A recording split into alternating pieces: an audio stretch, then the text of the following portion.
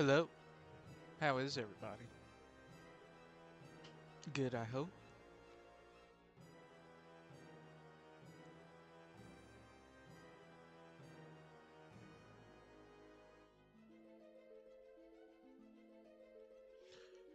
We're gonna read more COA stuff. Well, first I'm gonna get something to drink because I'm kind of thirsty.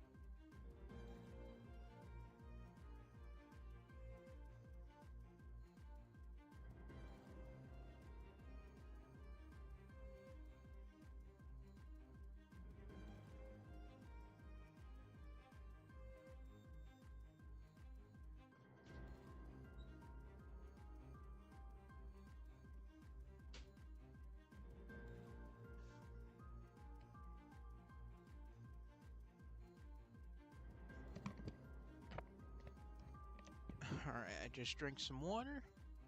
Let's do this.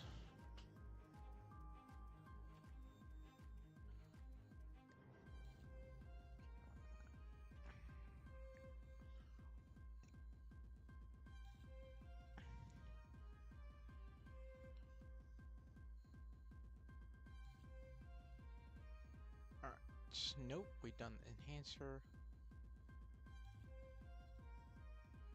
Copy. By touching,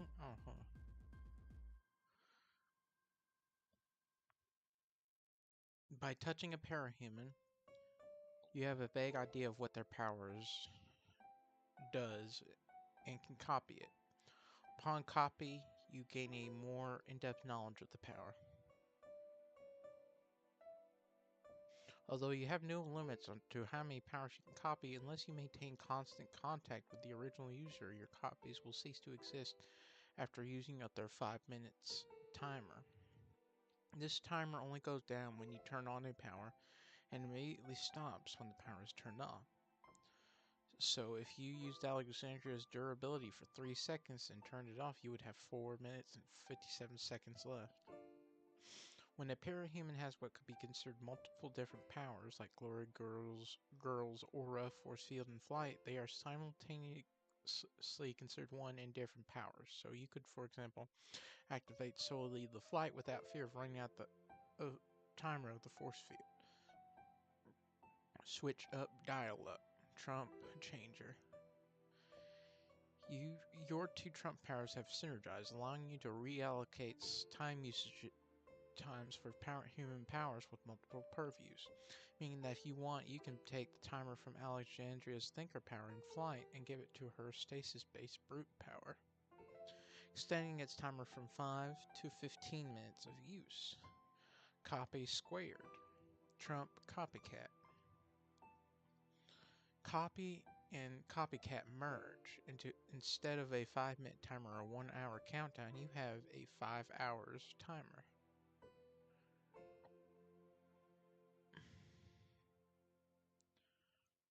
That's pretty good.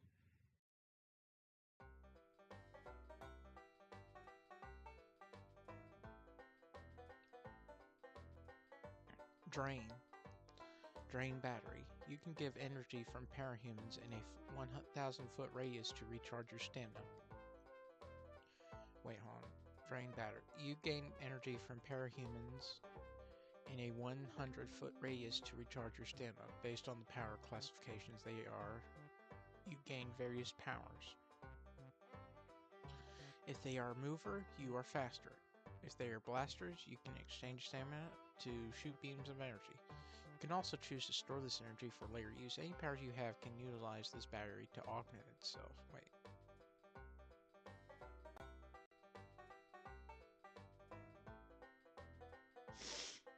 Trump limit break. It is possible to amplify your powers by pushing it past their limits, making them more potent and effective. However, doing so comes with significant consequences. As you continue to push your powers to greater heights, you will experience increased physical strain and pain. This could result in permanent damage to your body, making it more difficult to maintain and control your abilities. The increase in power is temporary, and it is recommended to not regularly use this power, as the strain can kill you. Trump Panacea. Your blood is now pitch black and serves as a universal panacea for nearly every ailment. It purifies the body of viruses, purges toxins, cures cancer, reverses aging, restores lost limbs, and even physically cures Case-53s. However, these properties are only applicable after your blood leaves your body and is ingested. You can control the texture, taste, and density of your blood, with diluted version to have weaker healing effects. Regardless of the exact taste, your blood feels refreshing to drink, like an energy drink after a workout.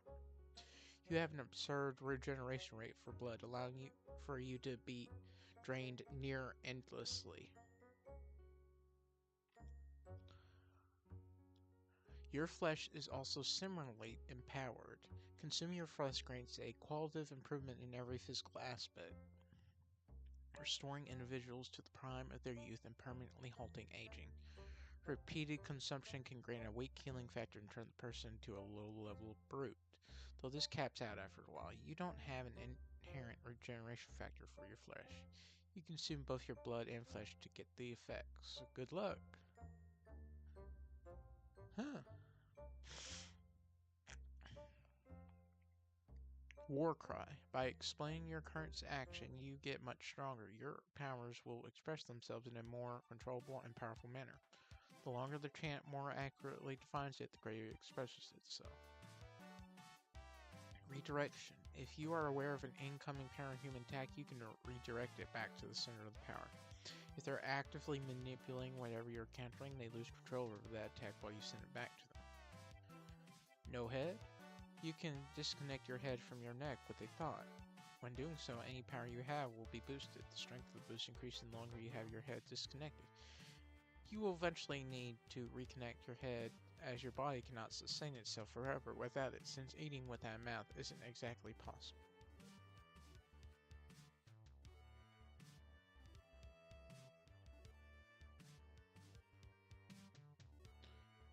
The imaginary trump.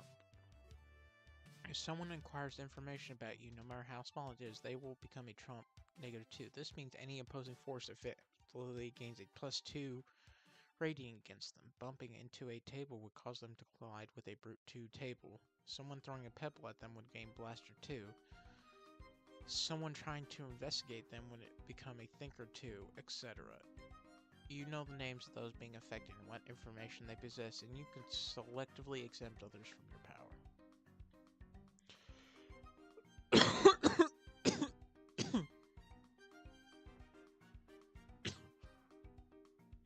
Access granted. You can make anyone you touch ignore negative trump powers like Hatchet Face or even Endbringers. This allows parahumans to use their powers even if they are currently being negated.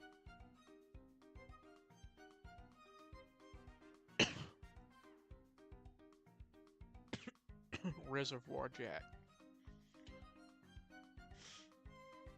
You now have the ability to steal powers, however you go about it in a very unique way. Your power allows you to steal the copied, stolen, created, or gifted powers of others within an area of 5 meters of yourself and use them. 5, 10, 15, so 15 yourself and use them as your own. Your stolen powers function the same way as they would for their original user, meaning that if you stole a shade from Glasstig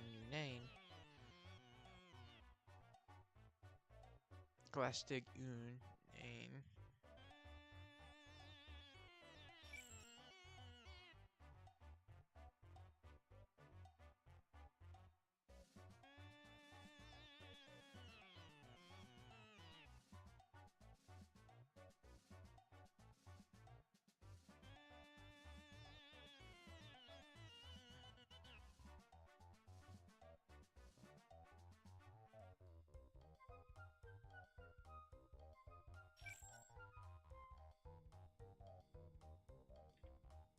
Uinya.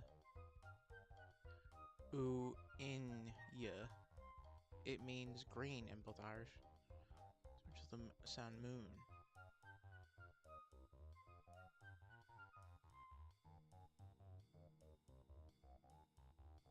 Uinni.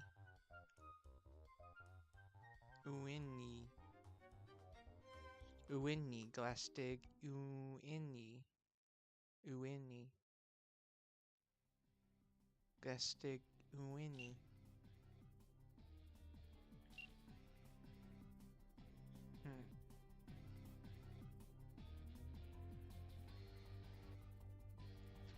Meaning that if you sold Glastig Uini, Uini,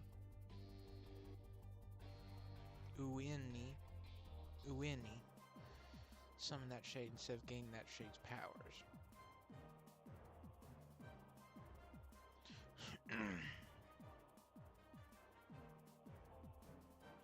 Steal powers. However, you go about it. Wait, your power allows you to steal the copied, stolen, created, or gifted powers of others. So it has to be stolen, copied, or created. Alright. Relocate. Glastig Uinya. Uini. Glastig Uini.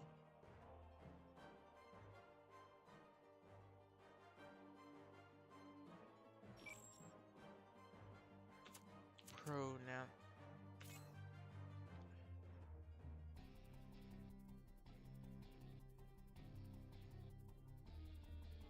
Uenya. Uenya. Uenya. Uenya. Uenya. Uenya. I'm just not gonna slang. Uenya. Uenya. Glastig Uenya. You can relocate any power you know of, changing its point of origin to another location, object, or being. This requires 1 minute of focus on the power you wish to relocate, and you may choose to keep focusing to prevent the wielder from reverting the change. You may revert this change at any time. If you are trying to relocate someone else's power, you must be able to see them.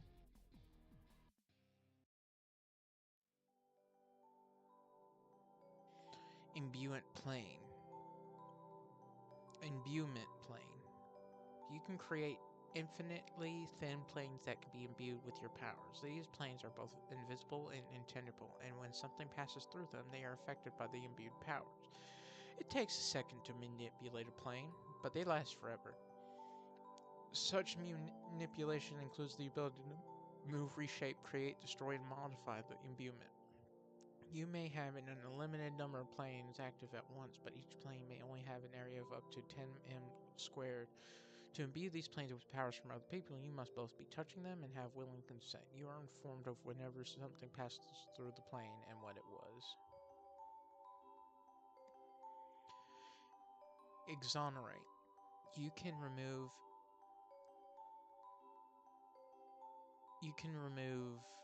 and break parahuman effects of any nature within 50 feet. It can range from wide area effects, master effects, tinker tech, and banish projections. The affected target will then be temporarily immune from the parahuman power responsible for up to an hour.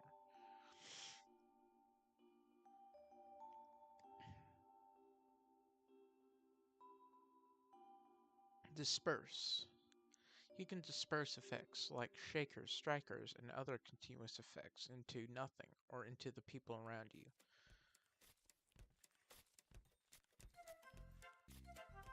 Dividing the effect on the people around you divides the total strength of the effect. An invulnerable object might make 5 people extremely durable. Once the affected object leaves your range, it returns to normal regardless of how dispersed it was.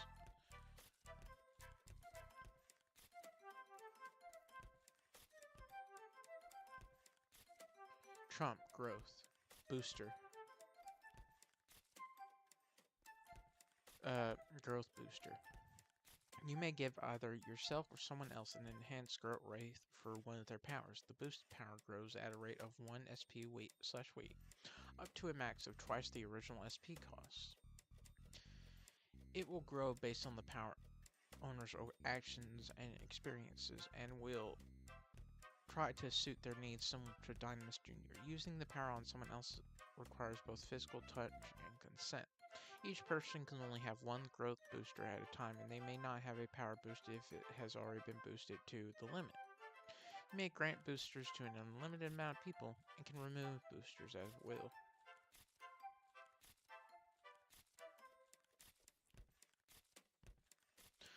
Trump inversion. You can invert the effects of any power you see and lasts until it leaves your vision. This does not work based on perception, so inverting the effects of a punch will not heal you, instead turning it from a blunt attack into a slashing or piercing attack. Powers that work specifically by damaging parts of your body via unknown means will instead heal you. All or nothing powers will instead be nullified and not do anything.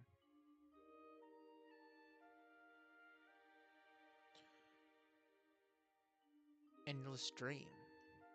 You are able to enter a nightmare realm whenever you sleep. In this place, you can't truly die, but every time you do, it still feels real. Pain and all. Time flows differently here, with only a day passes in the real world. While only a day passes in the real world, an entire year slips by in the nightmare realm. In other words, the time in the nightmare realm is 365 times longer than the real world.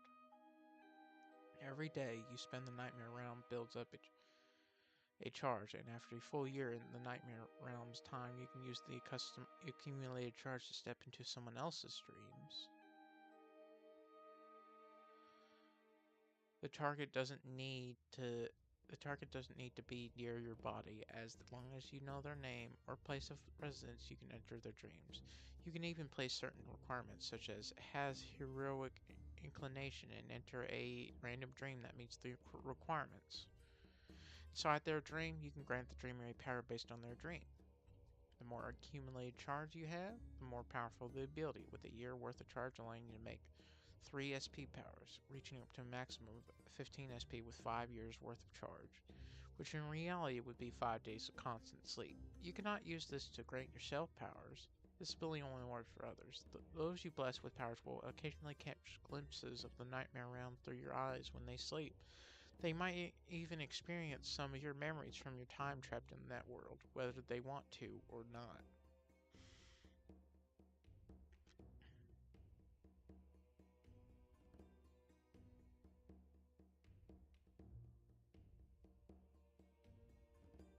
Consumables.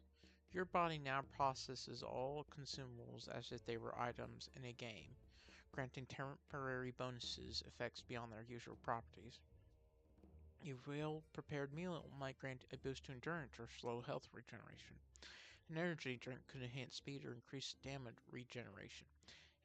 And potent drugs could heighten reflexes, increase strength, or sharpen mental focus.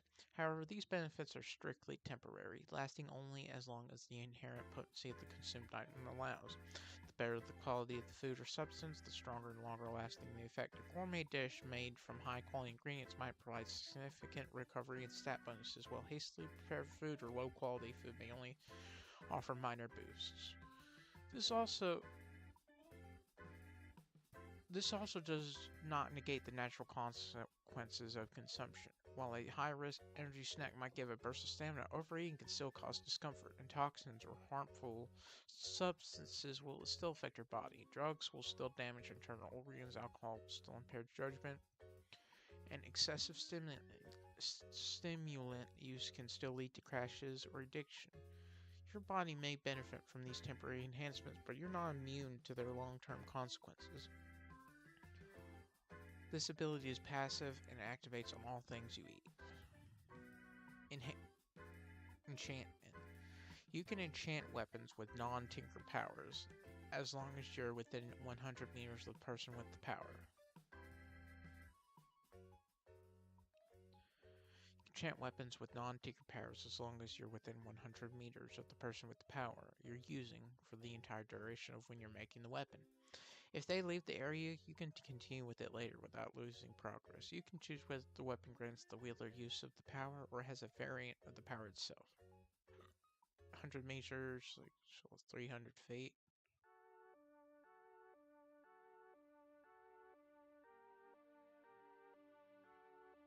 So add a 10.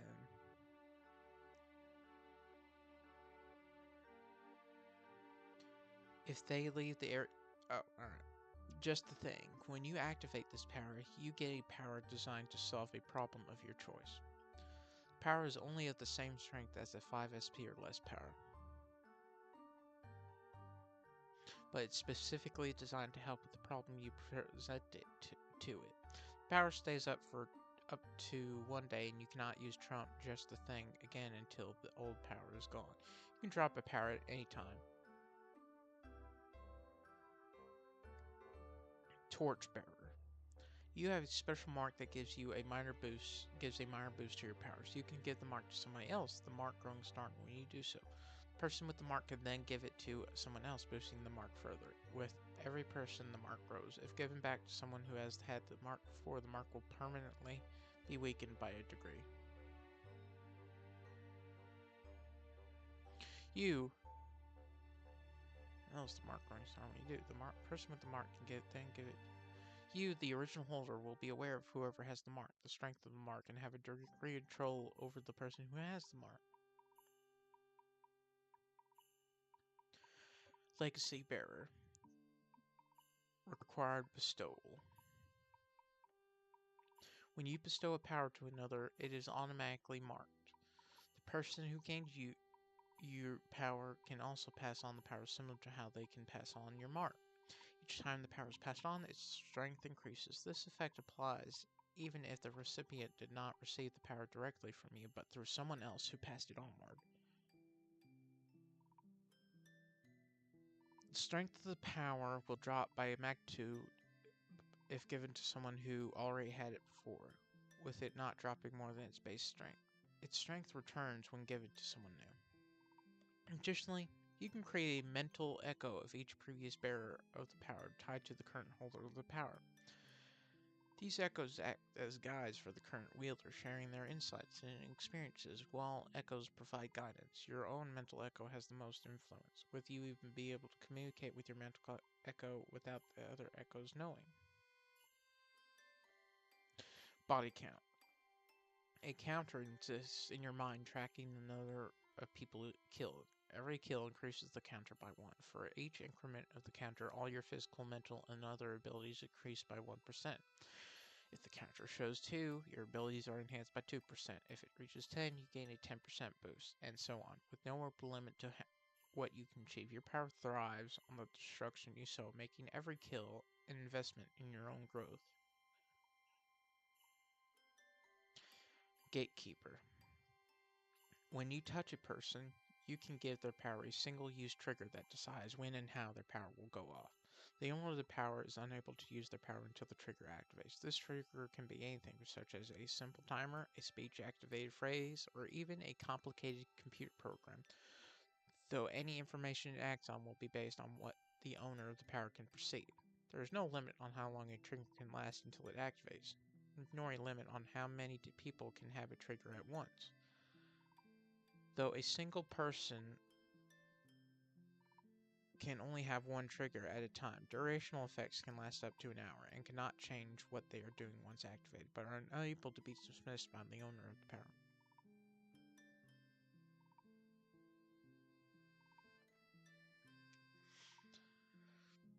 Future figures. You possess the ability to temporarily drain resources from your future self, drawing on strength, vitality, and even intelligence from a point in your timeline yet to come. For instance, if you are injured, you can tap into your future vitality to heal instantly, recovering from wounds that they have never occurred. However, this power is balanced by cost. At an unpredictable moment in the future, the vitality you borrowed will be withdrawn, causing you to experience a temporary loss of life force, leading to sudden fatigue or injury. The same principle applies to other attributes. If you drain strength, you may gain a temporary boost now, but you will face a period of temporary weakness later on. This ability isn't limited to physical traits. You can also siphon knowledge, skills, or even mental sharpness from your future self, giving you a temporary edge in the present. However, this leaves your future self vulnerable to a temporary decline in those same areas. If you have other powers, you can even drain those temporarily from your future self, amplifying your current abilities at the expense of a weaker or less capable version of yourself down the line. Every drain is temporary, meaning the boost you gain now will eventually give way to a temporary drain in the future, ensuring that balance is maintained across time. If you possess the power holding back, you can designate a specific time for when the drain will occur, allowing you to prepare for its effects. You could even choose to spread it out over multiple instances. Tuning field. You have a 10-meter field around you in which you can sense a variety of particles or particle movements, wavelengths, and chemical reactions. Your power automatically filters out the useless information and focuses primarily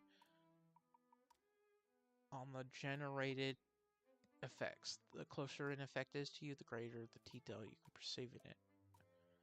If you perceive an effect for enough time, you can begin to reverse engineer its composition. You have a secondary thinker power which allows you to understand how to find flaws inside these compositions, and you can alter a secondary field around your body to exact makeup to counter any effects. This means that the longer an effect is used on/near you, the less effective it is against you until you become immune to it completely. More complex abilities take longer to adapt to, up to several hours for such. The most complex absolute abilities, such as Sting, cannot be adapted to. These effects don't have to be parahuman in nature. For example, you could tune in to be immune to a normal flamethrower. Your resistance works on the core mechanics of the power themselves, so if you encounter a power that works on similar principles to one you already are immune to, you will likely have a resistance to the ability. Furthermore, your understanding of the inner workings of parahuman abilities makes you an expert on their exact usage and function. You can find new and creative applications of almost any power you encounter, as well as identify niche weaknesses that the user wouldn't ever normally encounter. For example, you might find out the true use of Parion's power within a couple of minutes of being around her while she uses the ability.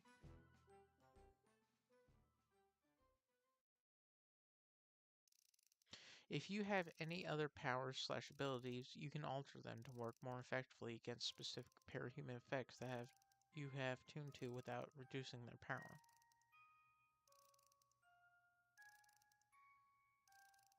Multi-tune fields.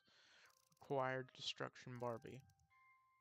Your secondary field around your body has merged with the force fields provided by Destruction Barbie, allowing you to have multi-layered defenses against all parahuman effects. All 5 of your force fields are constantly being updated with feedback from the information gained with tuning field to become immune to surrounding parahuman effects. Furthermore, the fields surrounding you also alter themselves to become offensively better against surrounding parahuman defenses. This means you can punch through esoteric effects, such as lungs breaker state, walk through warp space or all time and beat up Grey Boy.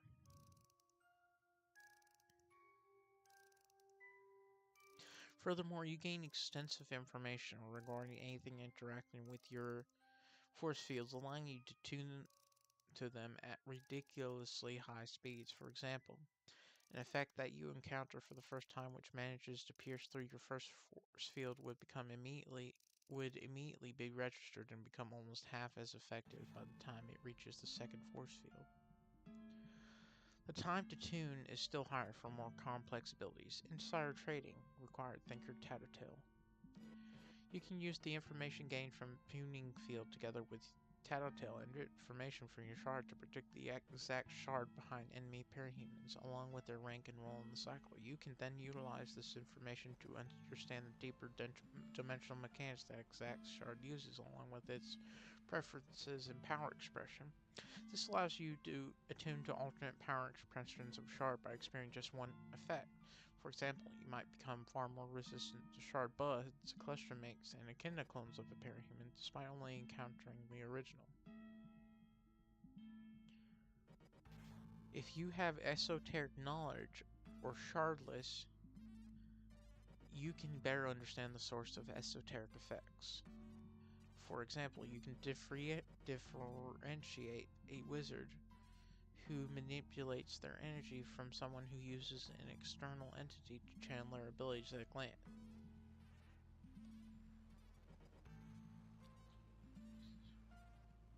You still have all the abilities mentioned above in addition to this. Trump Quest. You can give yourself quests, which function as self-imposed challenges. Completing these quests grants you rewards, usually in the form of growth, skill improvement, or improvements of any abilities you have. The difficulty of the quest determines the quality of the reward. Trivial tasks provide little to no benefit, while significant challenges yield meaningful enhancements. You can have up to 5 active quests at a time, each with its own objective and potential reward. While you can create repeatable quests, the rewards scale accordingly. Repeating simple actions like taking steps will offer minimal to no benefit, but sustained effort towards meaningful goals, such as practicing a skill for a set amount of time, will grant better rewards. The nature of the rewards aligns with the quest completed. You can abandon or replace quests at any time. Fluctuation. You can alter the strength of any parahuman's powers if they come within 50 meters of you. This effect lasts 15 minutes after they leave your range. You can weaken their power to 50%, its usual strength, or enhance it to 250%. This cannot be used on yourself. Protective paper.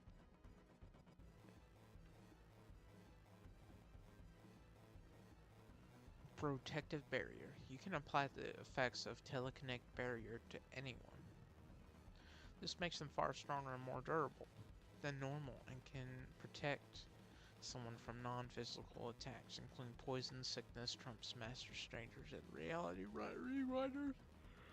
Reality rewriters, precogs, and any power that directly affects others. Your protection lasts an entire day before disappearing. However, anything stronger than a gunshot will break the protection.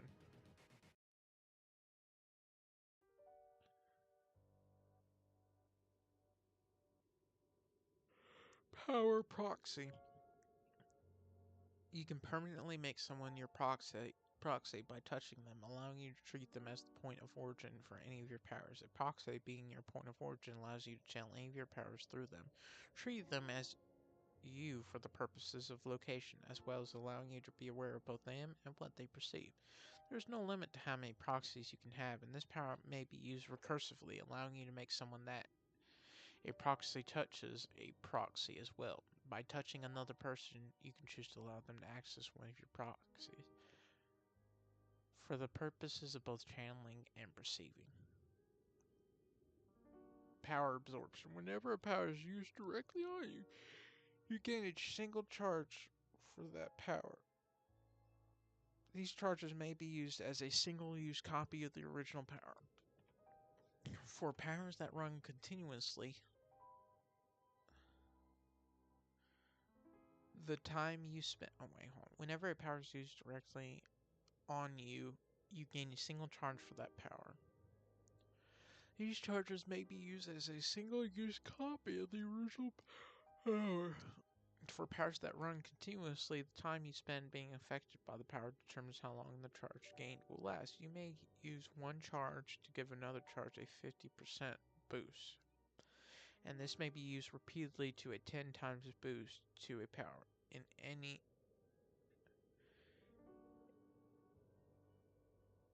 in any direction of the growth that you desire. You can gain a maximum of 3 charges of the same power per hour, but different powers have separate counters. There's no limits on how many charges you can have. Immunity.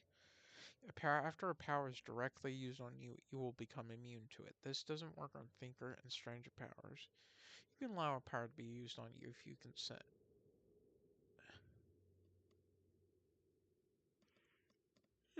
Stranger powers. Wordsmith. You know when parahumans are nearby and have a one-word generalization of their powers.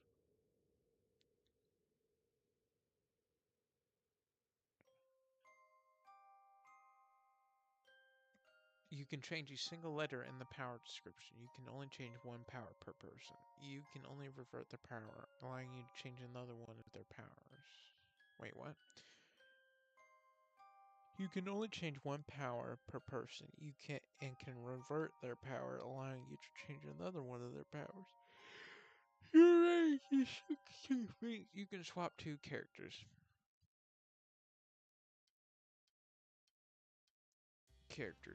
Whenever you edit the description to, it needs to be an actual word spelled correctly. The power's strength is not altered, just its versatility and applicability. Tier 0 Trump is useless if taken with this. Oh yeah. Cultivation. You gain the power to cultivate. This can be applied to plants as well as animals. In people, you can cultivate specific traits and abilities in others or even yourself, encouraging and directing development in any biological system. While you don't have full control, your ability makes a significant impact, especially when your target is younger, thus more flexible to change. However, the rate of growth lowers over time as the target ages. Cultivation isn't immediate, usually requiring weeks to months to develop a specific trait. The more specific the trait, the faster you can develop it. Few examples of your capabilities are cultivating traits such as confidence, leadership, and willpower, or boosting your target's biological attributes like strength, speed, and endurance to greatly surpass human limits. You can also use this power on yourself. Power confusion. If anyone attempts to activate a power while you can see them, it will result in the power being disabled for a random period of time, 3 to 33 minutes. But the target will be convinced that it's working fine. You can toggle this effect. Sleep empowered. You can get powers at the rate of 1 SP. You get powers at a rate of 1 SP an hour as long as you're asleep. These powers are reset every time you go back to sleep, restarting the cycle from the beginning. You think of a general concept slash desire for a power before you sleep and get something that at least somewhat fits that when you wake. The strength limit on powers you can get is equivalent to a maximum of 10 SP per power.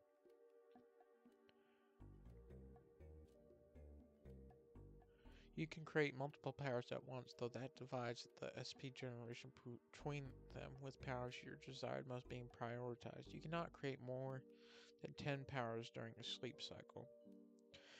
You can fall asleep on demand and don't wake up before you want unless you are in active danger. You cannot make trump powers that permanently empower yourself with other powers or alter sleep empowered rules. Sleeper required, Master Genesis. This power is Genesis. The energy from Genesis now also being used to create powers when you are asleep. Every time you fall asleep, you now enter a dreamscape. As a formless entity, every hour you gain 1 SP worth of energy that you can use to make a power. You can use this power energy to create, alter, or improve powers you have. You can also choose to use this energy to empower your projection from Genesis. Furthermore, you don't need to be asleep to create powers anymore, although doing so when you are awake will cost twice the amount of energy compared to when making, altering, or improving powers when asleep.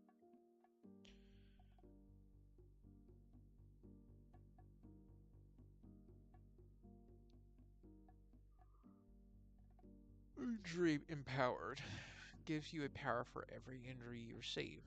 These powers last as long as you have those injuries and for up to 10 minutes after being killed. Power strength is determined by severity of injury, which goes all up to about 10 SP worth for a severed limb. While what power manifests is determined by a type of injury in order to some way counteract the negative effects of that injury in the situation you receive.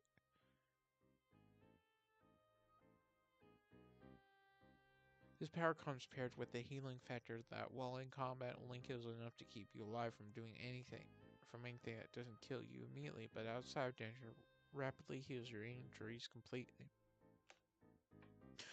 Permanent Reminder. You gain powers from scars. The strength of the power gained from a scar is dependent on its size and the danger of the situation in which you received it. A tiny scar gained from a cat scratch would give you a power even weaker than a tier 0, whereas a massive scar gained from surviving an Endbringer fight might grant you a power as strong as 15 SP. This also makes your body more predisposed towards scarring.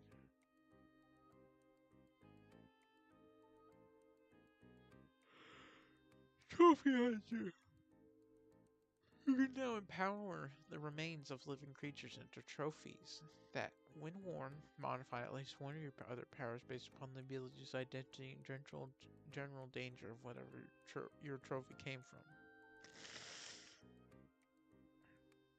So long as the trophy is a major part of a worn item, i.e. a wolf-tooth necklace or a bull leather jacket, it will boost your other powers thematically. Parts from a wolf might twist your powers to be better at coordination with others, or failing that, to be more aggressive. A bull's may boost the maximum amount of force you can take with your brute powers, or give you a greater resistance to the backlash / cost of your other powers. A trophy made from a cape's body may flavor your powers with elements of theirs, granting new capabilities or simply boosting where they overlap. If worse comes to worse and you simply have nothing that can thematically relate to the trophy, they will grant you a decent standalone passive power based on the source instead, that can then be modified by your trophies.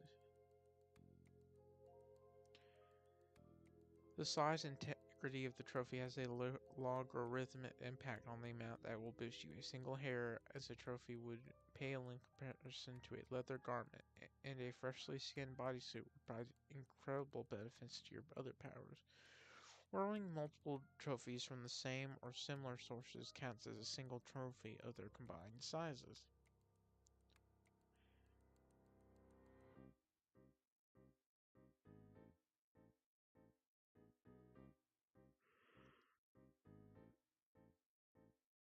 Hyperfocus. You can now choose to temporarily weaken one or more of your other powers to redistribute its strength out to any number of different powers, being able to choose roughly how much strength to take and give to from each ability of yours. The amount that one power boosts another is based upon the general relative strength of the powers. Giving 100% of a tier 0 power strength to a paragon power would result in a nigh unnoticeable increase, while gifting even 1% of a paragon power to a T0 would result in an incredible boost. The boosts work based upon the power's concept, focusing on improving based upon emphasizing its themes and strengths. If a pyrokinetic power is focused on the high intensity of its fire, most of the boost will go towards increasing that intensity further. If a master power is focused on its range and control of many minions, then this power would focus on improving that range, and if its control is already absolute, potentially even introducing thematically related ways to allow you to capture / create more minions, etc.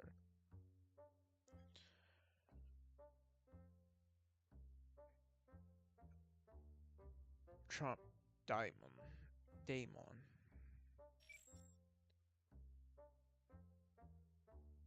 Yeah, Daemon. You can draw run the powers of parahumans around you. This happens because within a 30-meter radius, you slowly draw energy and copy data from their shards. Now, shards are rather stingy with these, so the higher yours is the rank, the more and quicker you gain. Through this ability, you can summon powers from these shards, the strength, quality, and duration of which are all based on those you draw them from. And the instant you choose to use your stored energy and data, your power simulates a trigger, giving you a power for however long you have stored energy. Stronger powers use up energy quickly, while weaker powers can last quite some time. This manifestation, nevertheless, is not without limits. You can only keep up to 3 powers at a time, even though discarding power can allow you to save up energy slash data. And data. The next time you draw from that stored energy, you'll manifest a new power altogether.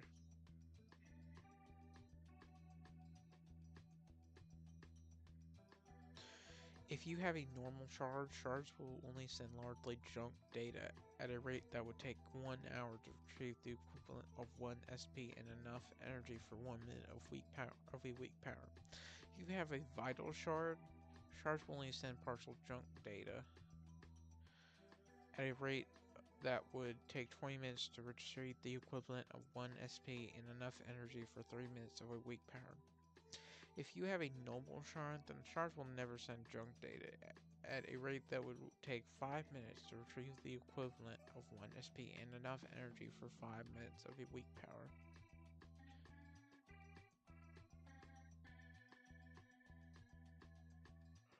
Krampus.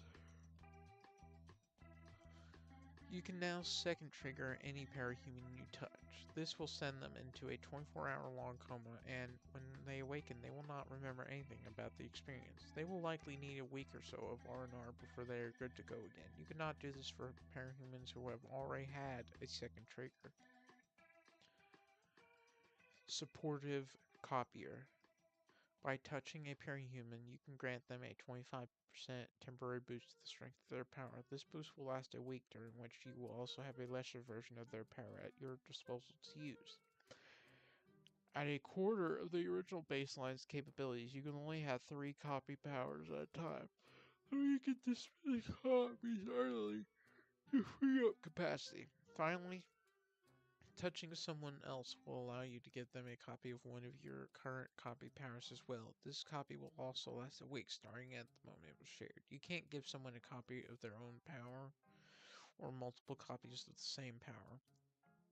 Giving people copies of your copied powers has no effect on your versions of those powers. If you dismiss one of your current copied powers, you can choose whether or not that also removes the power boost from the parahuman you copied from, and any copies of that power you might have shared with other people. Fighting makes me stronger. You get a permanent copy of any parahuman's power if you beat them in battle, mock or real. You can only use one of these powers at a time, and it takes 10 minutes to switch powers.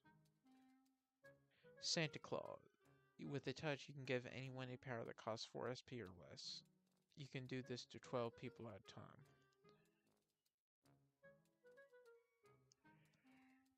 Training montage. You are able to train and create 3 SP powers derived directly from your efforts.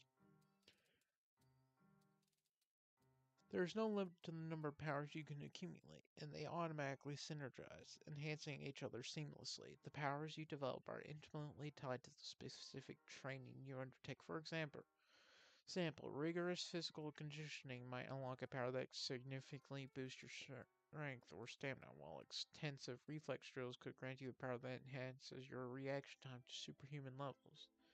You are limited to powers that can be expressed physically, such as regeneration, super strength, and enhanced senses, with most powers being passive powers. The process is intuitive. You simply decide the type of power you wish to acquire, and the necessary training regimen immediately materializes in your mind. To make a power reach 3 SP will take at least a month. This can be used to enhance other powers you have to a limited degree, including those gained from this power, increasing it by 1 SP at best after a month. Super training. Required growth boost. The effects of your training has been boosted greatly. You can make up to 9 SCP worth of powers a month, although you are still limited to a maximum of 3 SP per power without extra training. With The extra train, there's no limit to how powerful you can train any power you have, including the powers you create. The time required to enhance them triples with each doubling of their SP cost. For example, advancing a power from 6 SP to 12 SP will take 3 times as long, and further increasing it to 24 SP will triple the time again. Grab Bag Trump. Required secondary powers. Every time you manage to train a power to the 3 SP threshold, it will automatically generate a highly synergistic and complementary tier 0 secondary power. These secondary powers are also affected by training. Montage, making them trainable up to 3 SP, triggering the same effect again without limit.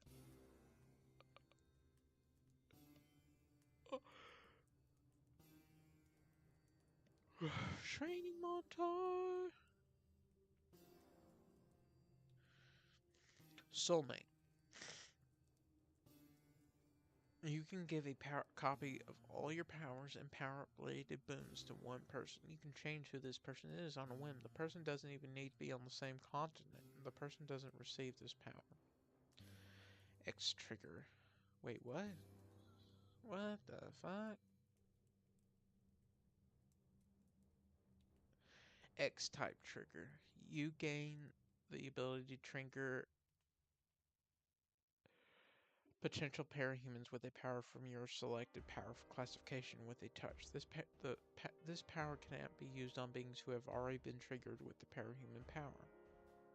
With the first purchase, you can select a single type of power except the trump category. On the second purchase, you can select 2 more categories on top of your first, or the trump power category. On the third purchase, you will gain all 12 power categories, making you an Omni-type trigger.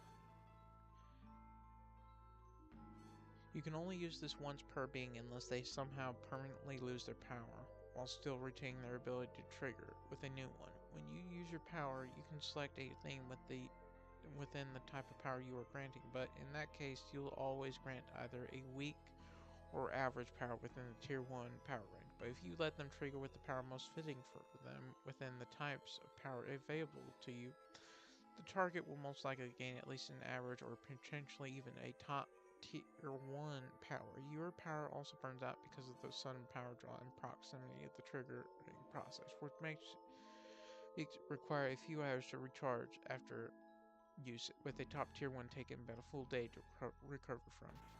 If you have shardless, then your granted powers will also be shardless in nature, giving you the ability to trigger any being with the power optionally fitting into a power system you have access to, albeit the powers will still manifest within the power types you purchase.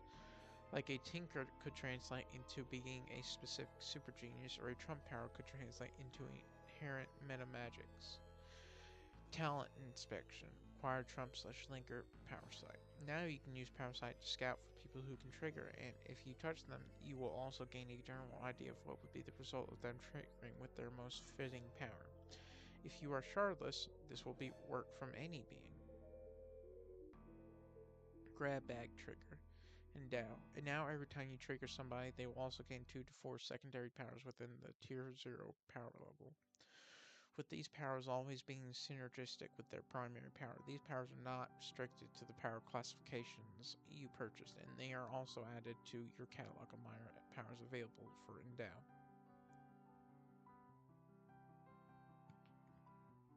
Double Tap, Second Sight. Instead of granting a trigger event higher power, the powers granted will simply gain more raw power, with your upper limit being around a mid-range tier 2 power. But most importantly, you can now use your trigger on beings a second time, gaining a second power. With this also allows you to grant a single power to naturally trigger parahumans.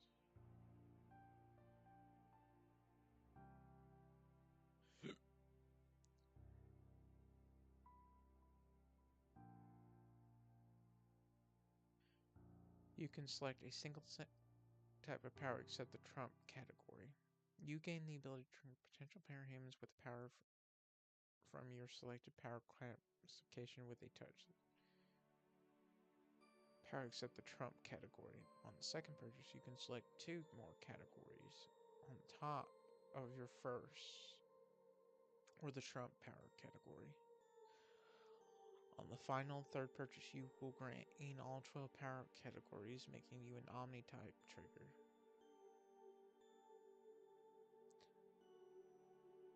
Duelist.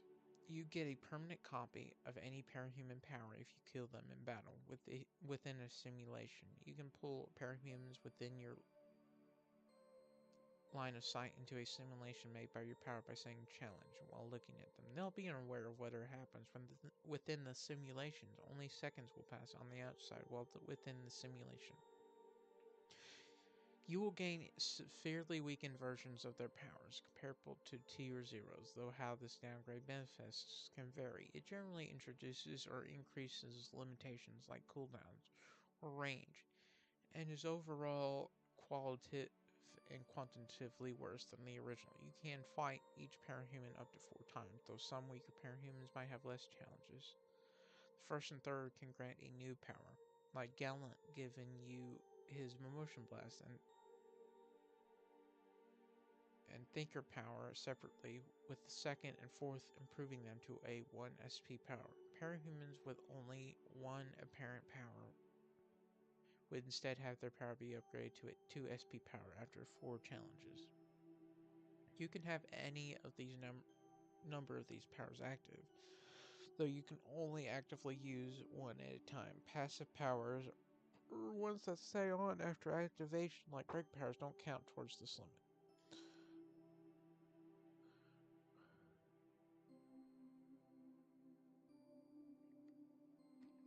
Like breaker. Challenging repeatedly physically exhausts you regardless of the outcome. After spending too much time in the challenge world can lead to thinker headaches. When you challenge a parahuman, you'll briefly get informed of their challenge modifiers, the max number of challenges for this target, and the timer until you can try again after failure. What becomes longer the higher the challenge is. There's no cooldown if you win. The first challenge will generally have only 1 modifier, the second and third 2, and the fourth 3. The modifiers are real. The target will behave as they would in the real world. Without this, they'll be less capable, dumber, and less observant, like not calling for reinforcements or not realizing that you have a weapon or power because you hid them.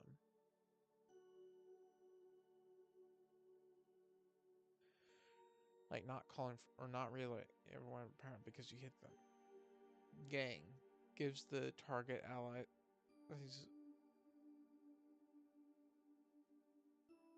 Gang gives the target allies that will aggro, becoming completely dedicated to killing you once they become aware of you. Alongside them, time. The challenge has a countdown. Bloodlust. The target will be filled with bloodlust. Go for overkill and not care about casualties or anything but killing you. Berserk. Turns the target into a berserker, immune to pain and caring about damage, disability, etc.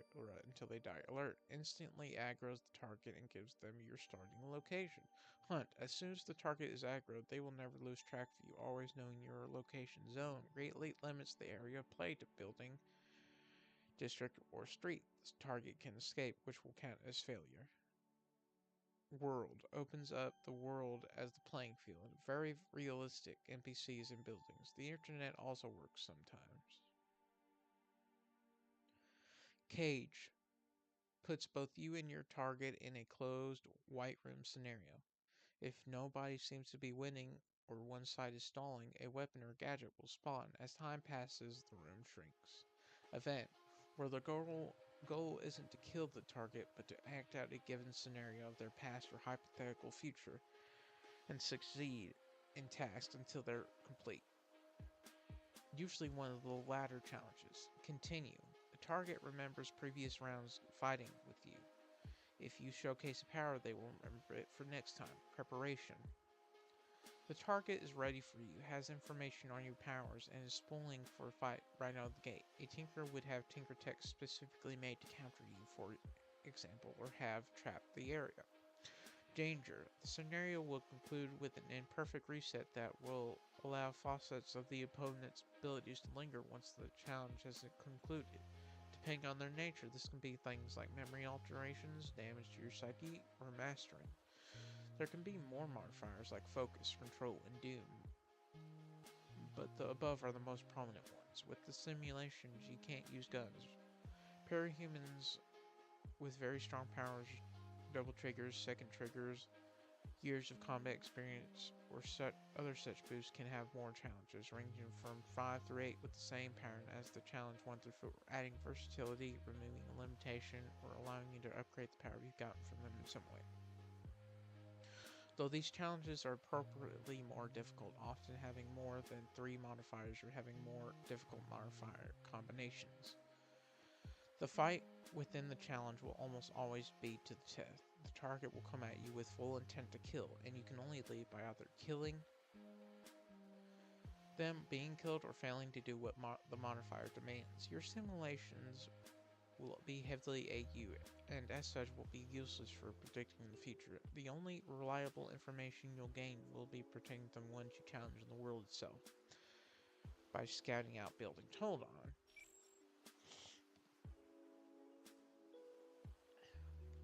Worm, fan,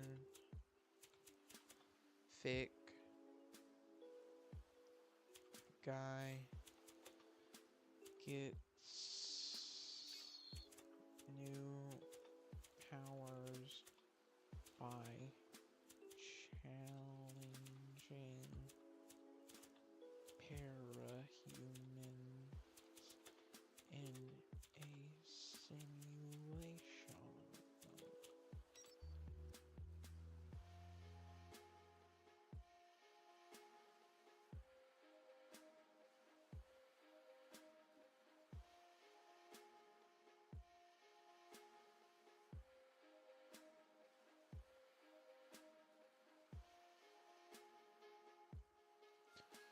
Fuck. What was it?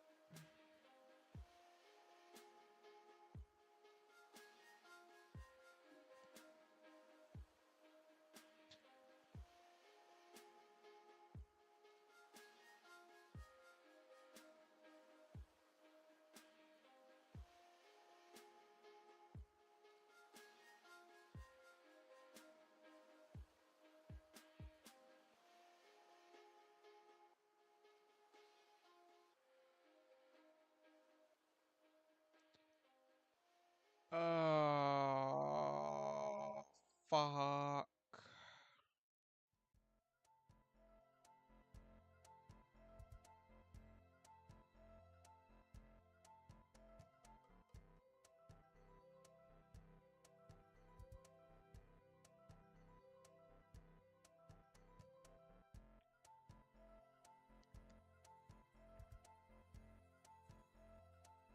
Fuck.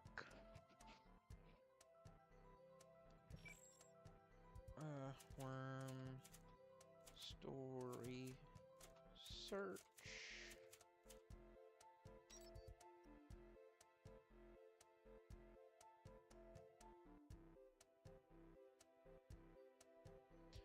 SI or OC.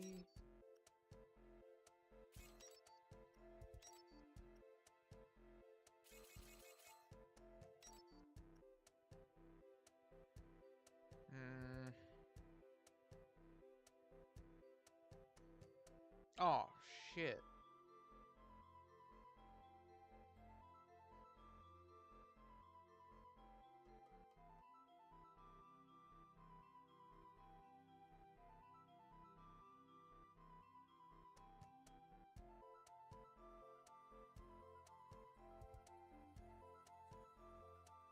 I'm keeping that just cause copy.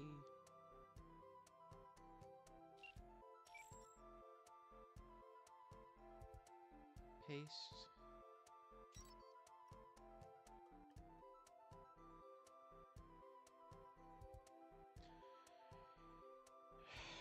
Worm fan fic guy can enter simulation.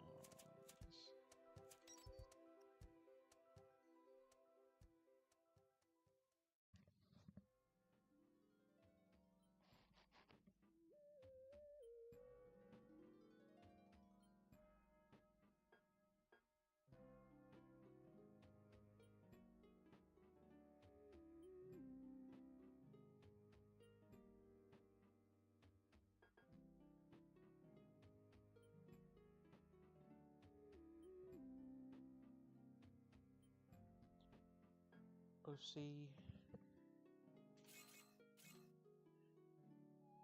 OC.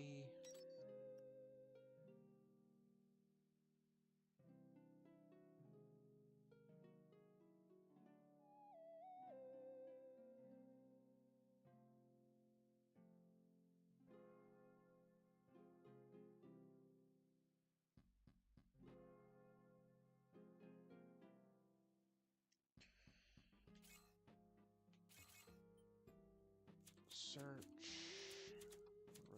Reddit.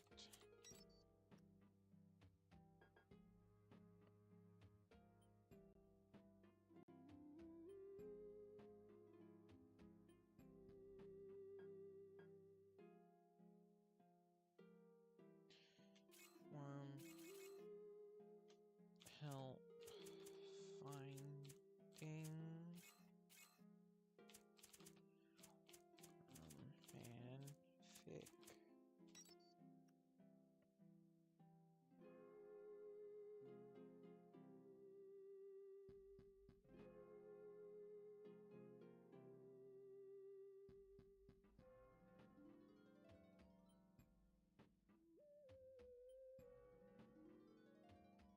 God damn it.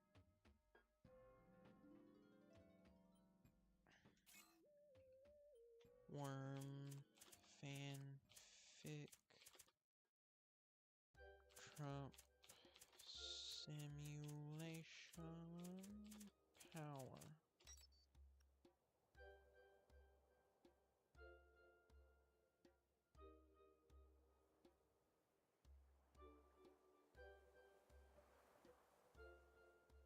With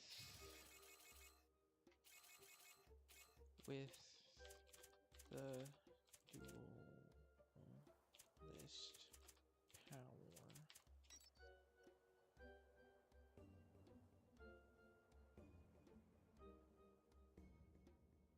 Okay. All right, here we go. Hold up.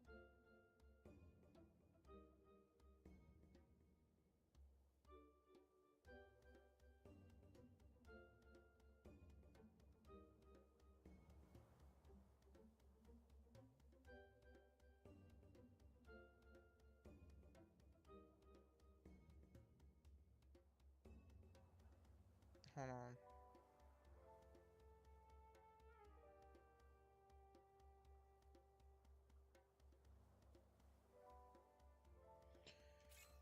Duelist.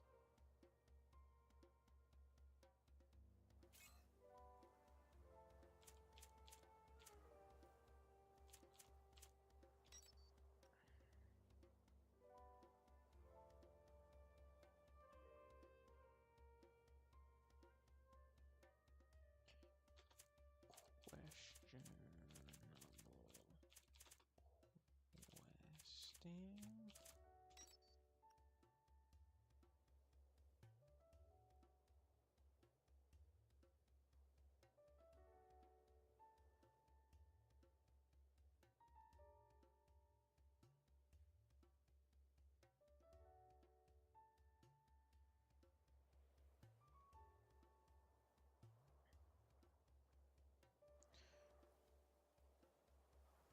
No, come on.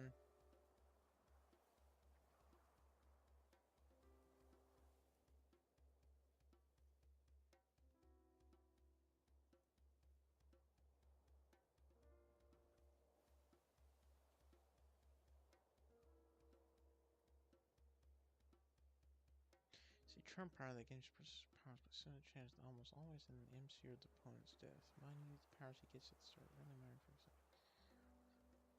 So, as a warning, it has.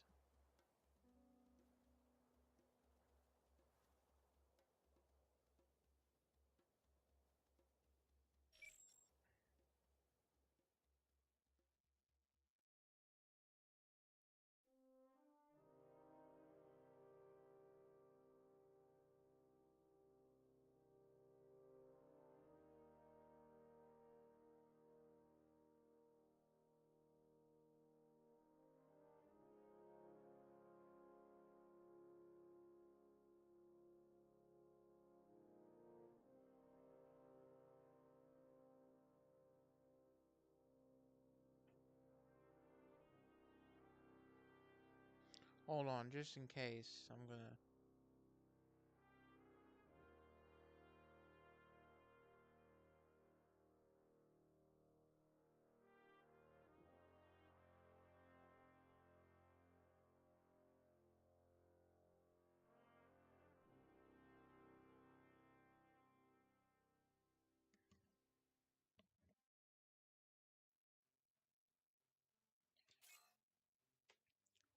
Questing.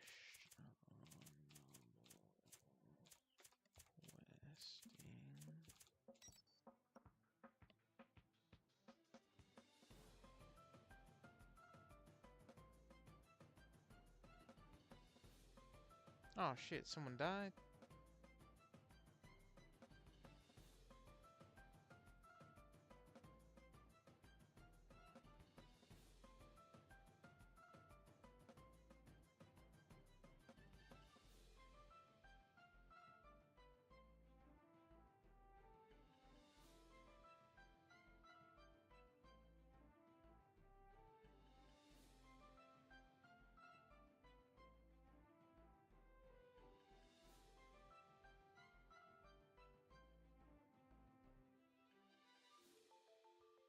Oh, I found this out earlier.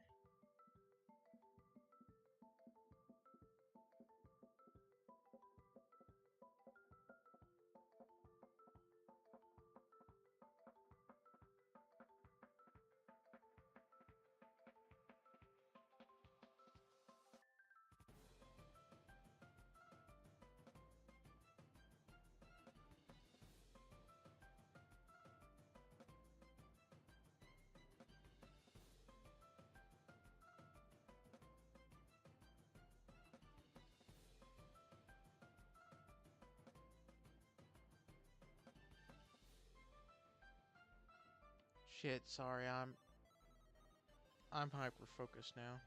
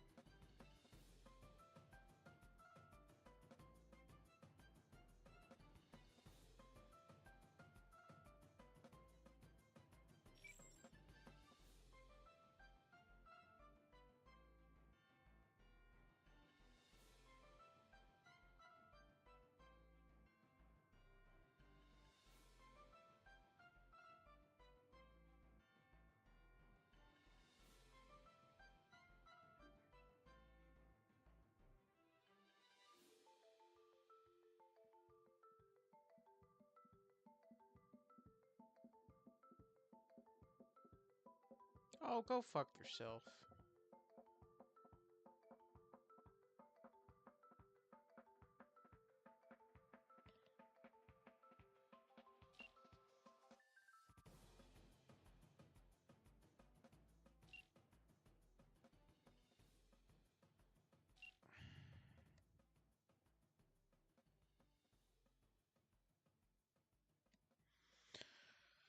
Okay, at least I know.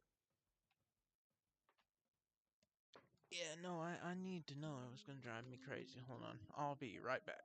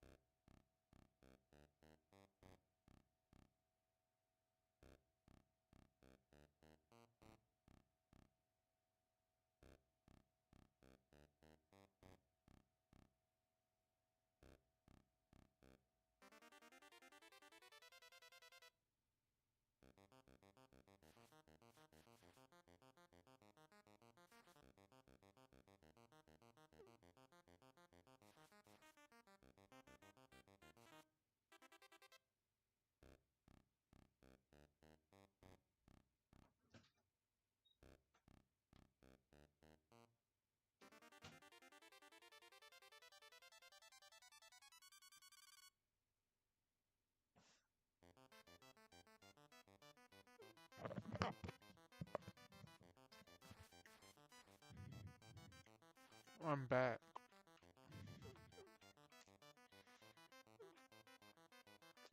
But yeah, it was driving me crazy.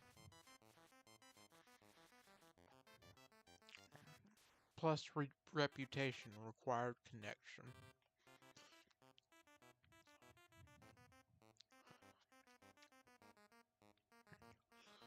When you complete someone's challenge, they'll have a more favorable opinion of you. The first challenge would bump up their trust and familiarity with you to friendly acquaintances, while the fourth would push it to childhood friends. This will drastically hasten the development of your relationship with you. The target won't find this strange or feel like they're being mastered, but people around them could wise up if your relationship changes too suddenly and obviously.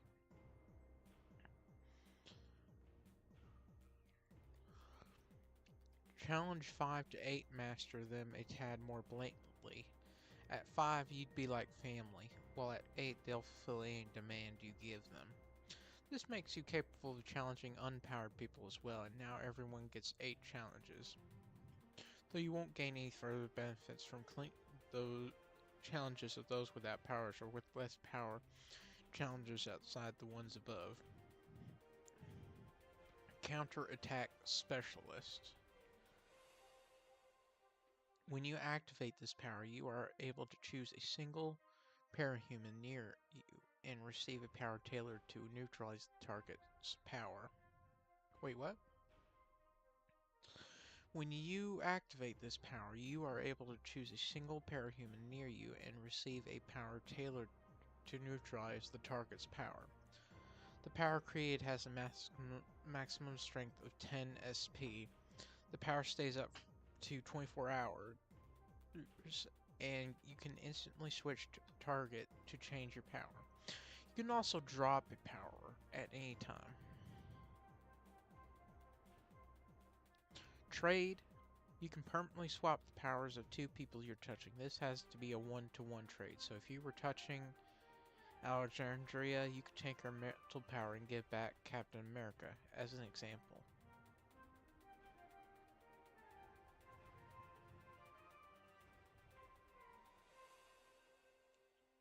Trigger Bomb. If someone has the potential to trigger, you will see them surrounded by a faint red mist. You can see and hear glimpses of their trigger event and the possible powers they can gain from it by looking at the mist. You can force any potential parahuman you have seen to experience their trigger event. When you do this, you and those you trigger form a cluster. Their primary power is the one they trigger with, and they gain secondaries from everyone else on the cluster. These secondaries are weaker and often complement the primary or each other. Sometimes a secondary is completely unrelated to all others. The powers of those you trigger are slightly weaker than it would have been had they triggered naturally. The more members you cluster has, the more members your cluster has, the weaker their primary and secondaries will be. Although the strength stops going down after a certain point. You cannot add more members once you make a cluster. You can unmake the cluster anytime everyone loses their secondary and regains the strength their primary lost. By draining the powers of a clustermate, a member can keep their secondaries and even strengthen it. You can select and adjust the kill dynamic between each clustermate.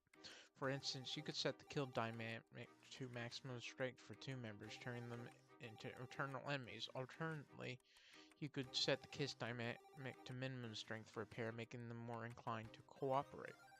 As you are a member of the clusters, you make anything that applies to them apply to you. Wheel of Fortune. You have 3 slots that every 24 hours will roll new powers. They can range from being very weak to decently strong. And every 6 days you gain 15 charges. For the cost of 1 charge, you can use it to re-roll a single power. And you can use 2 charges to determine either how powerful the power will be or what type of power it will be.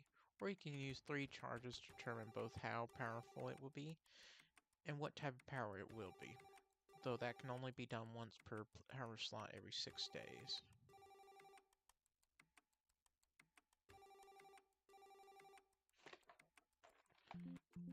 Oh, cancel. It will be. Though you can only be done once per power slot every 6 days.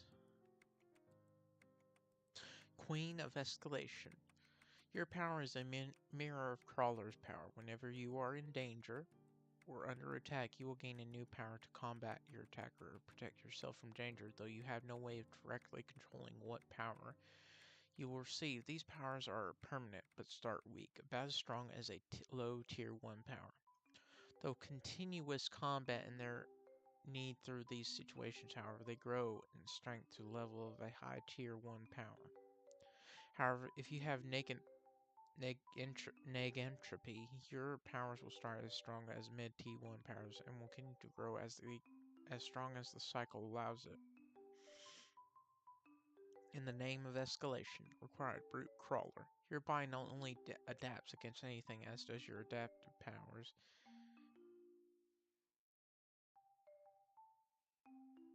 If one of your powers runs up against an obstacle that you can't work around, you'll still get a new power, just as Crawl will also adapt to be just as effective against the obstacle, synergizing with the adaptive power addressing the obstacle.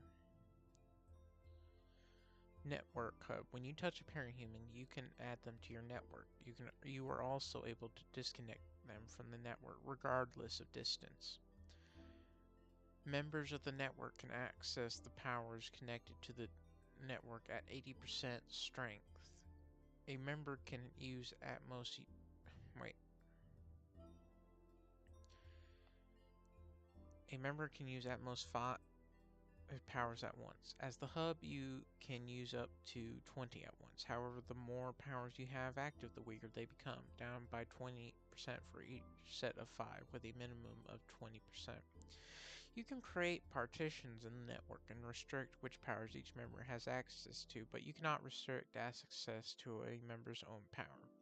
Even if a member is alone in a partition, they still have knowledge they are part of the network and gain the ability to swap their power, but will only feel an empty catalog of powers to draw from.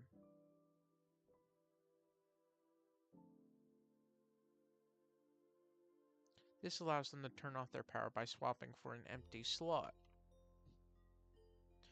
Hidden SSID. Master/Striker. Forget it now. When first adding new people to your network, if you initially assign them to an empty power partition, they won't realize they've been added to your network until either you inform them or you change their available power list. Trump/Sacred. Don't mess with the white mage. Every 5 seconds you generate 1 mana up to a maximum of 24. It takes minutes to fully regenerate. Using 1 mana, you can cast one of the spells below within 20 meters of yourself. So, about 60 feet.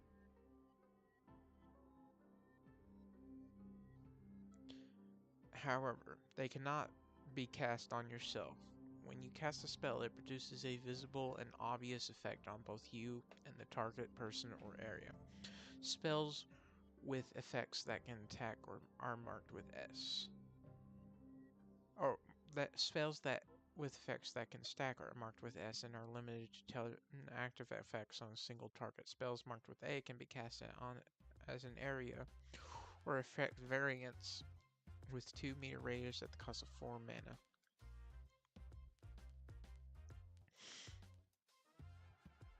Strikes one target within your range with an energy blast as strong as a full power punch from you without any panel enhancements. Combust applies a ghostly fire to one target within your range and burns them over 10 seconds. Delivers the same amount of physical damage as Malefic. Gravity strikes every target within a 2-meter radius of one target with the same strength as Malefic. Every time you win a battle, when your opponent is either incapable of fighting or disengages after using any of your offensive spells, the maximum strength of your offensive spells increases by 1% additively.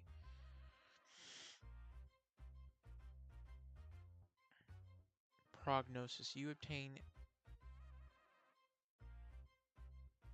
a summary health assessment for everyone in your range. Diagnosis. You obtain a detailed health assessment for a single person. Esuna. This cures sickness and poison, stops bleeding, sanitizes wounds. This works on cancer. Cure A. Area. Fully heals the target of all injury. While it doesn't cure you of illnesses, genetic or otherwise, it does cure the symptoms. Regen SA. You can give a person 5 minutes of high-speed regeneration. The speed at which a targeted person regenerates is visible, but only barely. Each additional stack of regen increases the speed by 20% additively. This spell makes cancer worse. Stops arrhythmia, or restarts the target's heart. Shell. You create a durable, shock-resistant, skin-tight barrier around someone for 30 seconds. Holy, you can give a person incredible resistance and ability to harm anything that resembles or actually is something unholy for 1 hour. The blessing is strong enough that our master would be able to definitely kill Leviathan with his net of thorn. However, this blessing can only be active on a single person at once. Bless S. You can double one of the following attributes for 5 minutes: speed, strength, dexterity, intelligence, charisma, or luck. Cure. You can half one of the following attributes for 5 minutes, or curse: speed, strength, dexterity, intelligence, charisma, or luck. In the case of luck, this effectively doubles bad luck. Elemental. You can give someone resistance to an element, as well as mild love, shake, or control over said element. Lasts for 5 minutes. It's not grant elemental creation. Purge. Undo all parahuman effects on a person regardless of whether they are active, passive, or part of their power. You can choose which effects are removed. Remove. Cost 12 mana. Undo all parahuman effects on a person and removes their power. You absorb any energy ball. You absorb an energy ball with their power stored in it. Transfer. You transfer an energy ball with a power stored in it to another person. The power will act similarly to a cauldron power. Not giving them instinctive knowledge on how to use the power, but not messing with their mind either. Trump. Idolize. You can copy powers, and their strength is based off how much you admire, respect, or look up to someone, ranging from 0 to 100%. You can copy someone's powers by imitating how you feel about them. Powers gained can at most be Endbringer level. Trump Power Seed. You may give someone a random 1 SP power with a theme of your choice that will grow with them at a rate of 1 SP a week. It will grow based on their actions and experiences and will try to suit their needs, similar to Dynamis Jr. When a seed hits 15 SP, it is no longer budding and it is now mature. When a seed matures, then it will stop growing at an enhanced rate, but it will continue to grow and adapt forever, as if it were shardless. Wait, what? Hold on real quick, I'll be right back.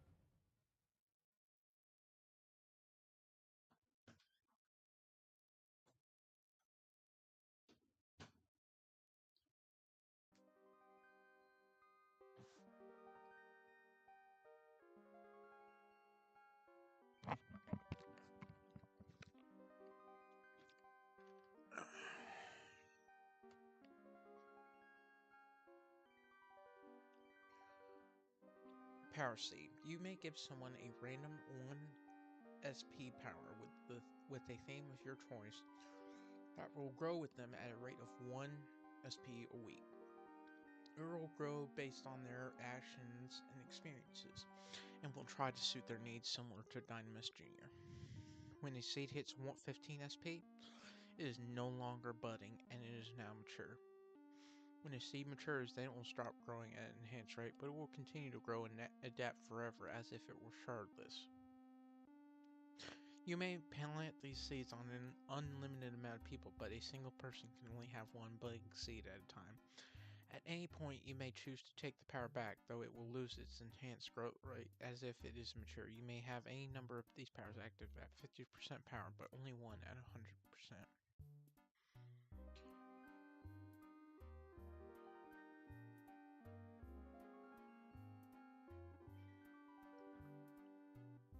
Golden Seed.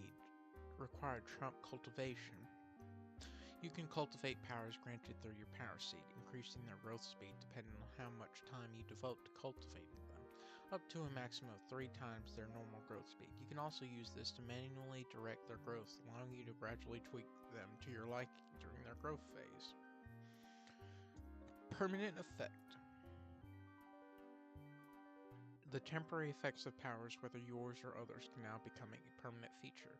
Whether it's Vista's distorted space or Othalia's power that is the target of this ability, they can both be made to persist indefinitely. You can only have a limited amount of permanent effects at once. The more powerful the effects, the less you can maintain. Maintaining only a single type of power is easier than maintaining multiple types of power at once. You can dismiss the effects on powers at any time. If taken with neg entropy, you have no limits on permanent effects. Some for one, you are a true power thief able to permanently steal the powers of other parahumans with a touch in order to empower yourself, stealing only their power instead of the shard behind that power. This power works by taking the powers in question from that parahuman shard in a trade of information or resources, which is how you can steal powers from someone like Victoria Dallin without also taking their shard in the process. Part of the process of stealing powers involves recalibrating those powers to fit some for one's standards. In most cases, this will involve little to no alterations besides some for one doing its best to ensure powers you steal can synergize with one another, or if that's impossible, at least not actively conflict with each other's functions. However, in the case of powers that are usually constantly passively active with no control on the user's part, this recalibration will universally include the ability to turn such powers off and on as desired, which among other things lets you treat stolen case 53 powers as changer or breaker states. There are, however, few caveats to this. For one, you can't steal any powers stronger than 10 SP. You can only have a limited storage capacity of 200 SP with no way to remove any of your stolen powers to free up the capacity, and no way to steal more powers after reaching that limit. Lastly, you may only use up to 50 SP worth of stolen powers at one time. A consequence of not stealing entire shards is the possibility of a parahuman you stole from triggering again with a new power. In fact, they'll have an easy time triggering with more potent powers if their shard likes them. Do not use the power copy section of this CYOA as a basis for the SP cost of parahuman powers, as the powers in that section are generally priced lower. Do not use the power copy section of this COA as a basis for the SP cost of the parahuman powers, as the powers in that section are generally priced lower than the powers of similar strength by design.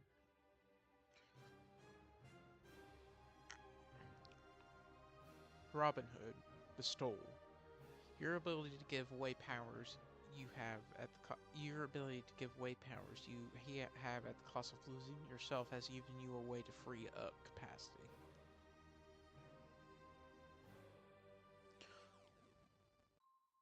Meow, meow, meow, meow.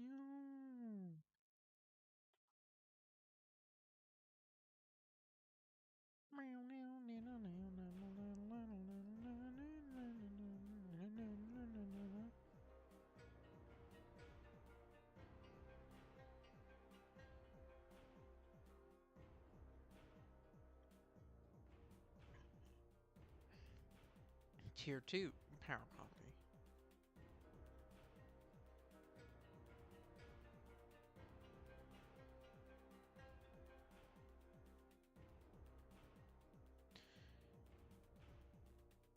Do I really want to write Dovetail, Foxtrot, get away, poof, you're a cloud mode with it.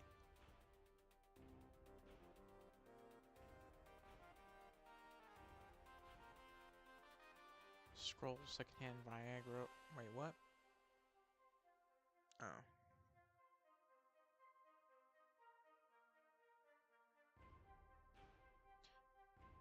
Flapper, long stretch, tailgate, trickster, ripper snapper, a 4 teleporter.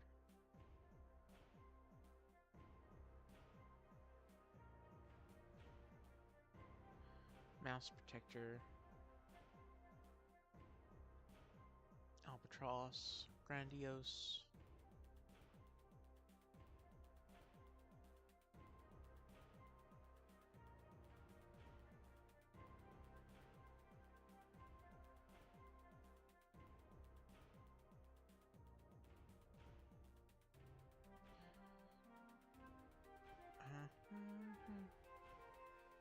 Do I really wanna?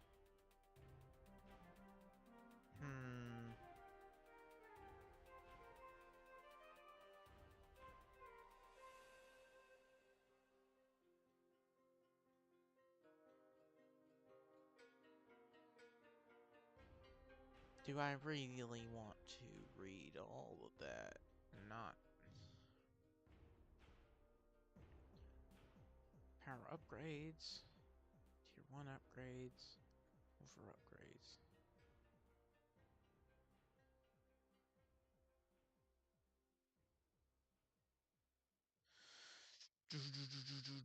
Power fusions. Universal upgrades.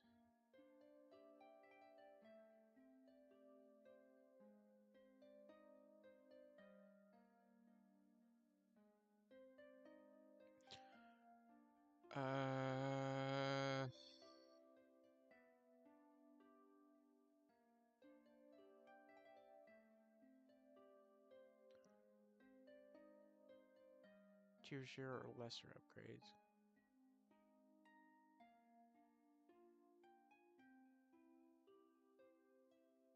Axe. Well, let's see how much it... Oh, shit, that's a lot. Alright, well, you know what? Before we do that, let's move to Borderlands. I think that would be fun, you know? And also, I don't really want to read that.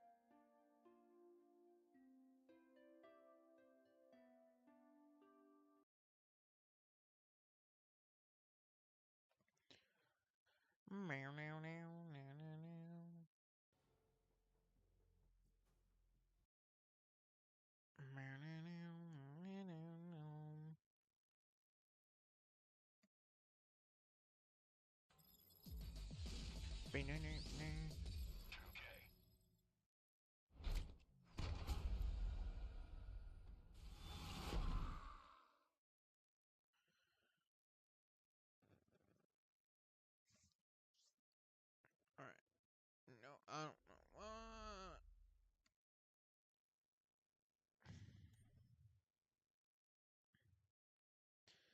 And it's stream info. Nope, we're going to Borderlands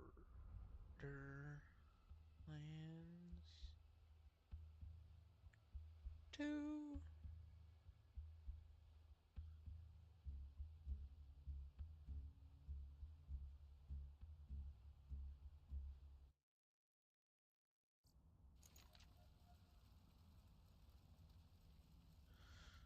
Alright.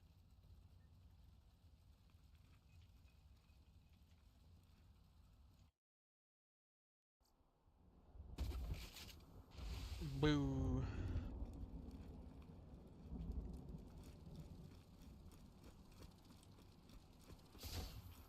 Oh shit.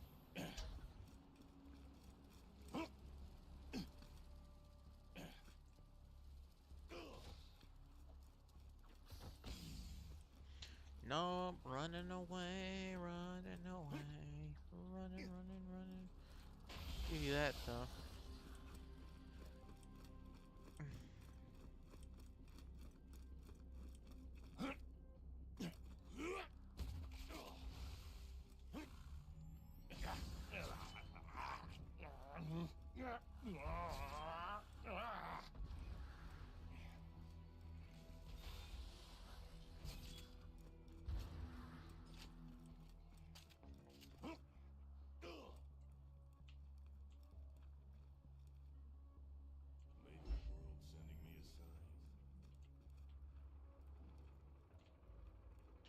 What the hell?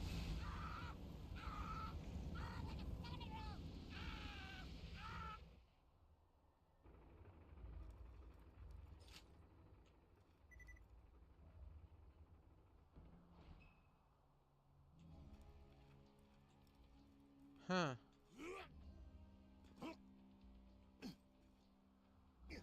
Where? Well, did not expect that.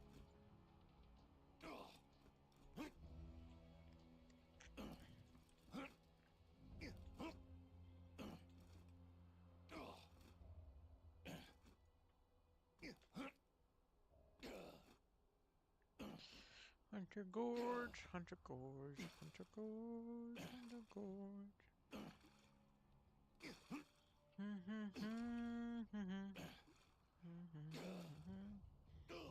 Spider-Man, Spider-Man does whatever a spider can. Can he swing from a web? Yes, he can. He's Spider-Man. Look out.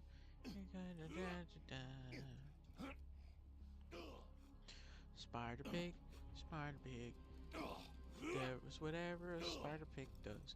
Can he swing from a web? No, he can't. He's a pig. Look out. Here comes the spider-pig.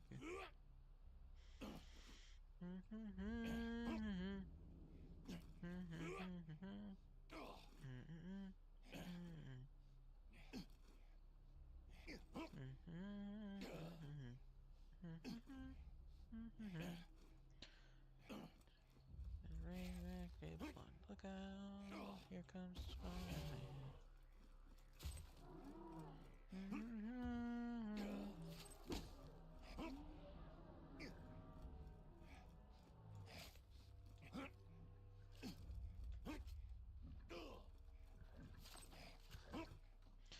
Getting all the money. Oh, he's got all the money. So she's got all the money. So she's got all the money.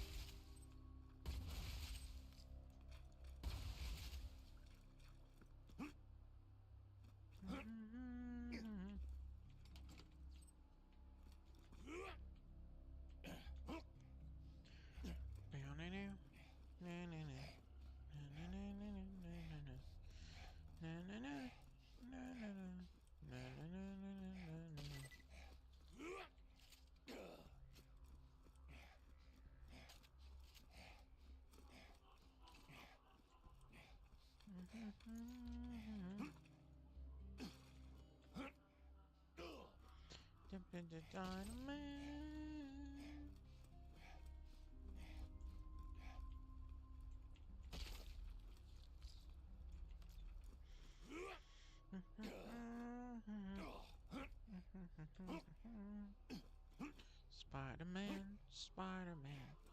does whatever a spider can. Can he swing from a web? Yes, he can. He's Spider-Man. Look out. Here comes Spider-Man.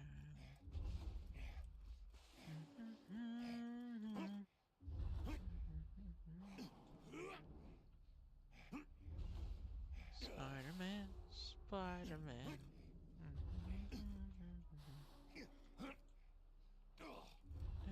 Spider-Man.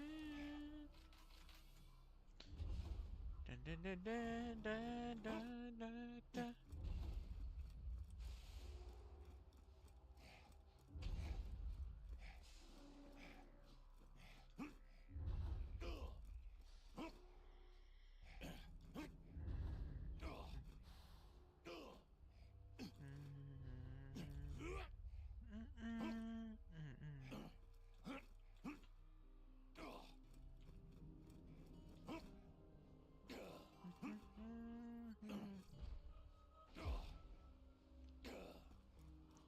I think I might level up from this.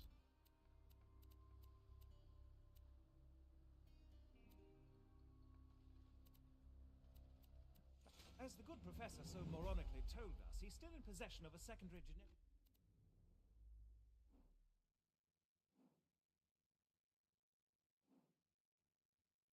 Too many icons.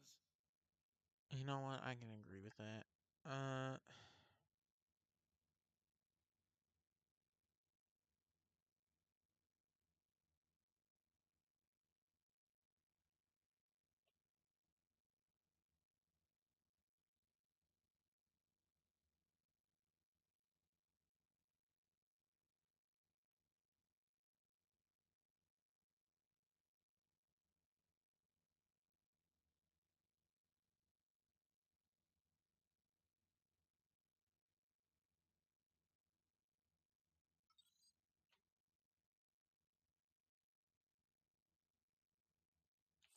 modification lab in the confines of his crashed ship, the HSS Terminus. Being the badass you are, I'm certain you'll have no trouble heading to his ship and shooting the living daylights out of him.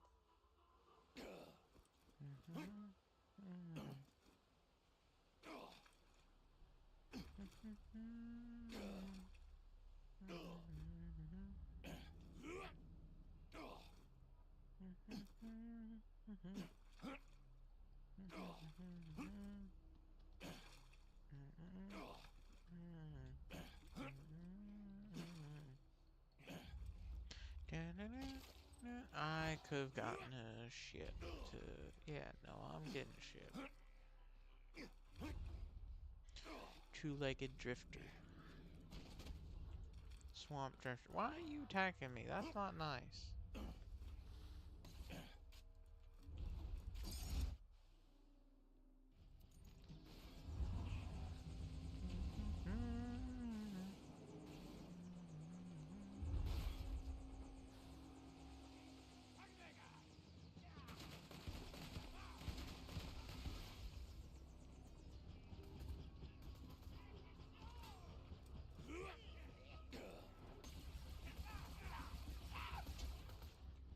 Is this slag damage?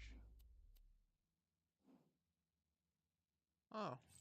Well, I got lucky. Rampage time! See, you can just let it go. I told you what would happen!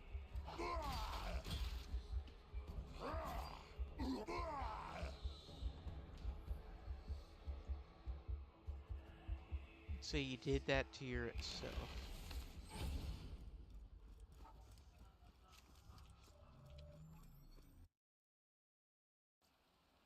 Vault Hunter, quick suggestion.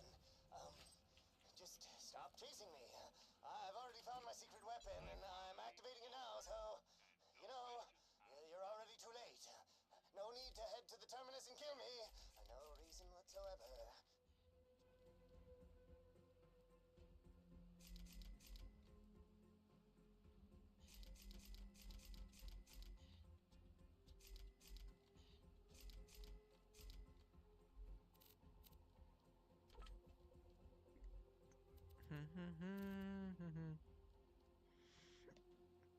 Bam, bam, bam, bam, bam, bam, bam, bam.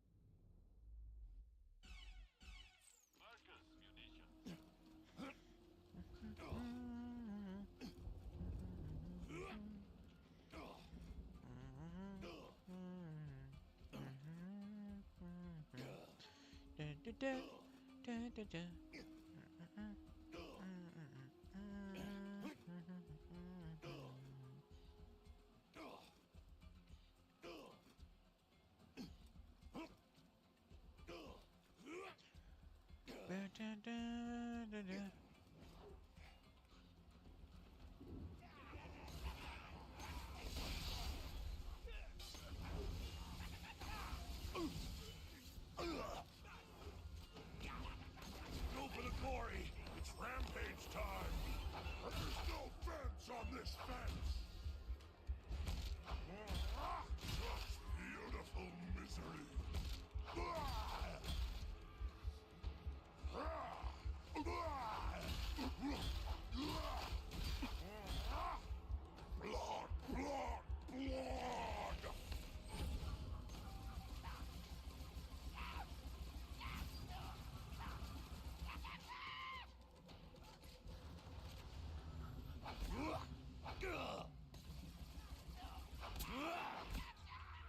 What the fuck?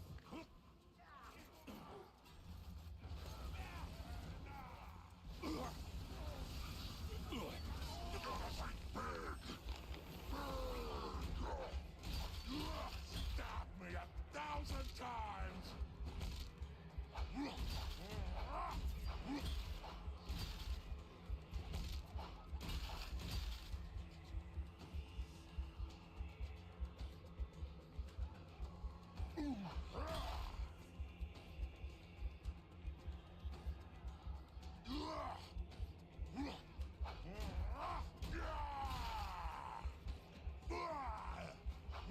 Let me loose!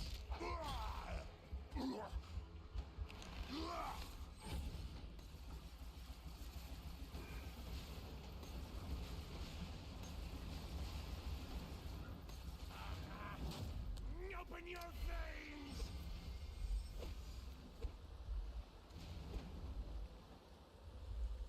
Oh, well, shit.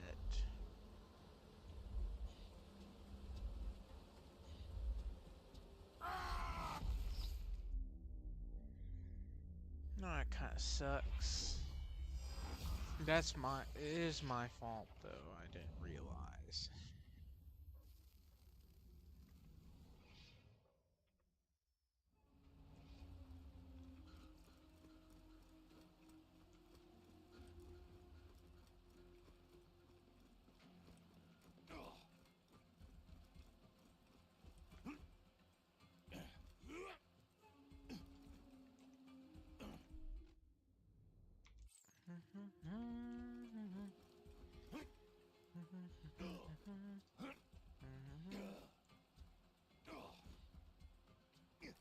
Oh, claptrap.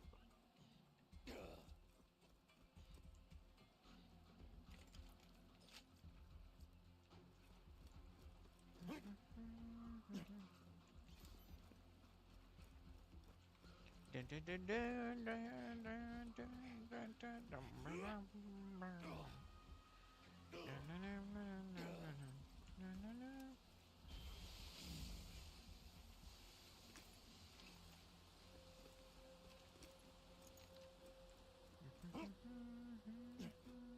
nearly there, Vault Hunter.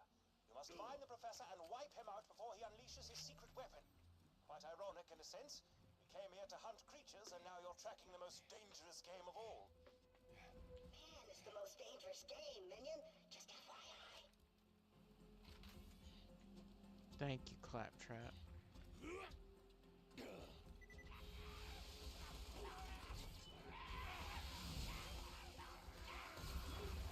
A trickle of red.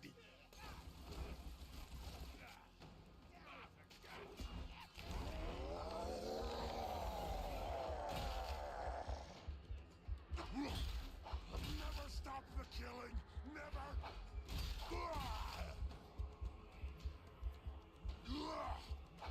I hate me!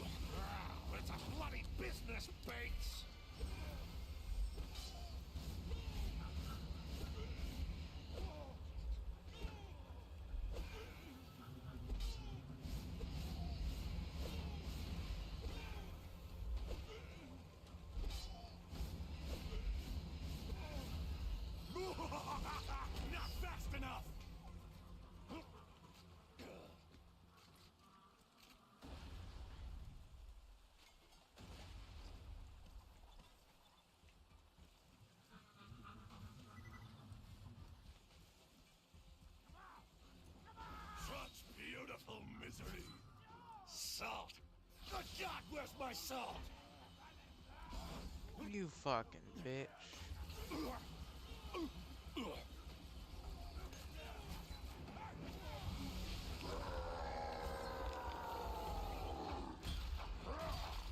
Eat my wrath! Never stop the killing! Never! Let me loose! Stop judging me! Oh, you fucking bitch.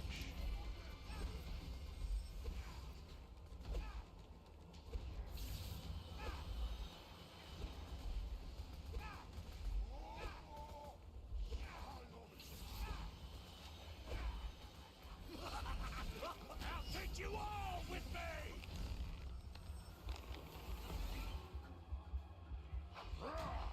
Let me loose!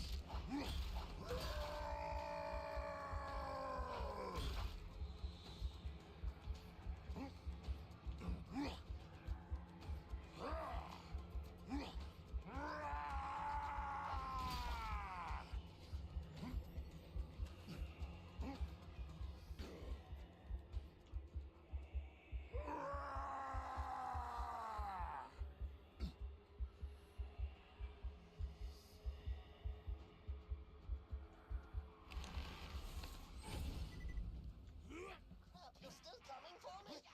Okay, release the elites!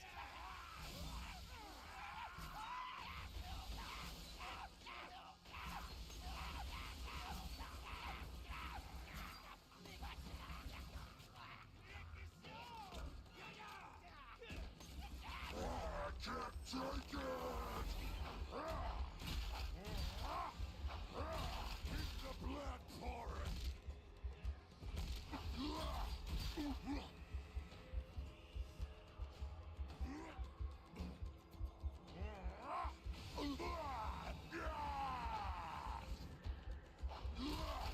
Kill the little man! I hate me!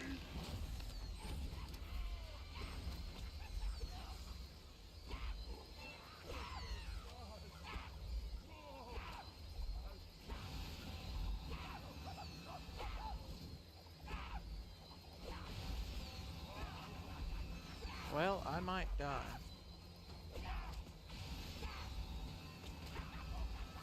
Poured into flame!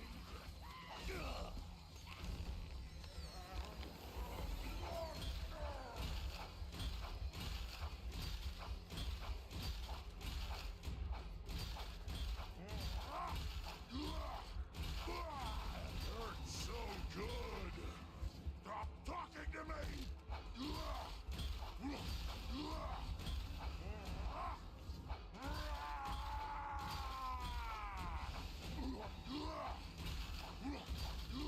You can't control me!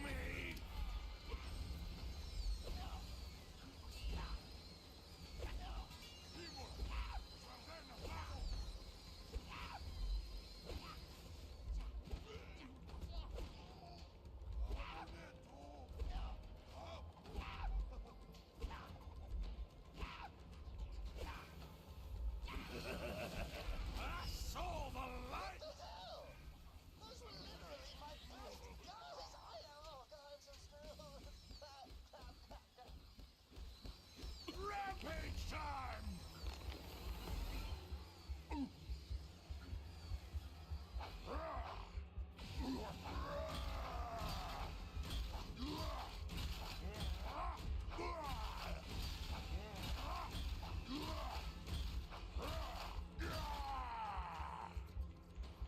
Blood Witch Doctor is the worst. Okay. I told you what would happen! It's just as bad as the Curse Pirate. Yeah, no, that's fucking awful.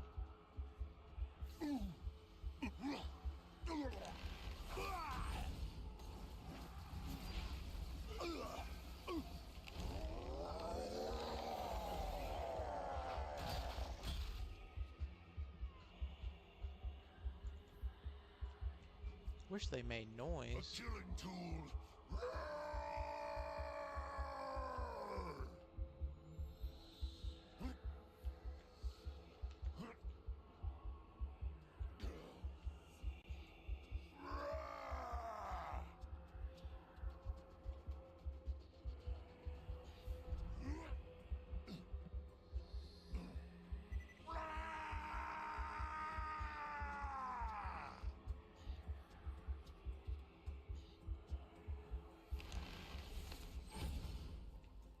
Okay, so I gotta go around. This is gonna be for another different quest.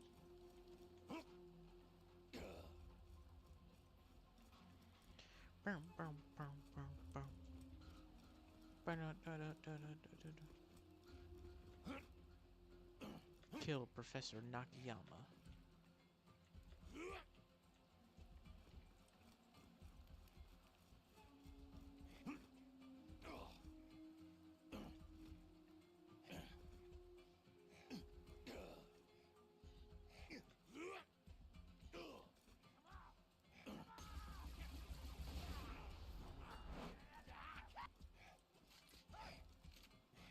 So I was going the right way at first.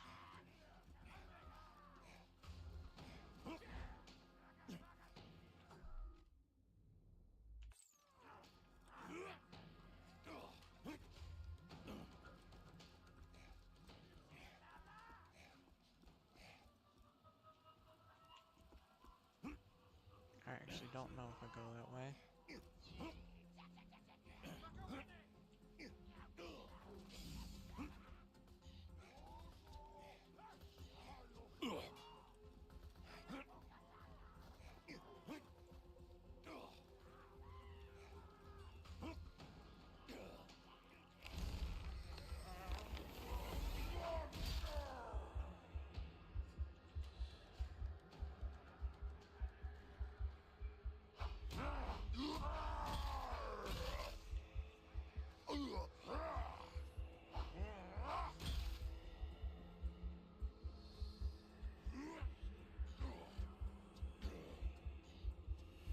Cocomelon.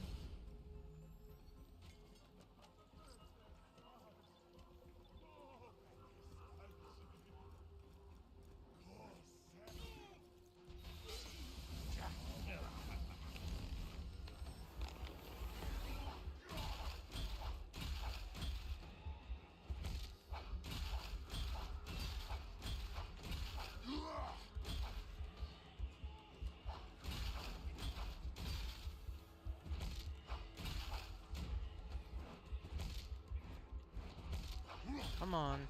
Stop hitting yourself! Quiet!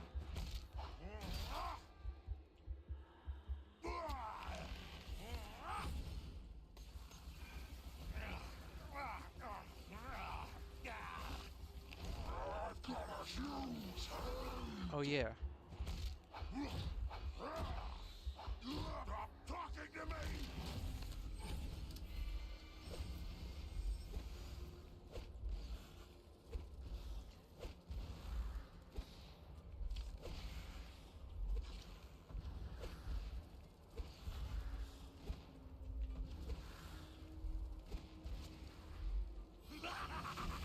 Not fast enough! Death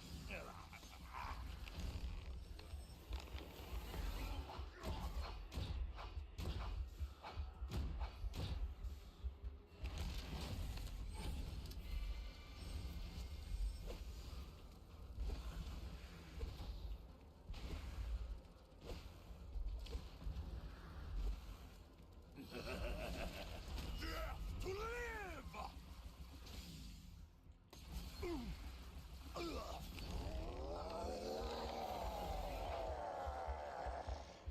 Stop judging me! Die!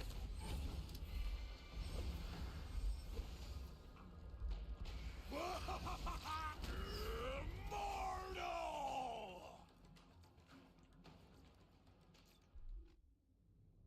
Sweet.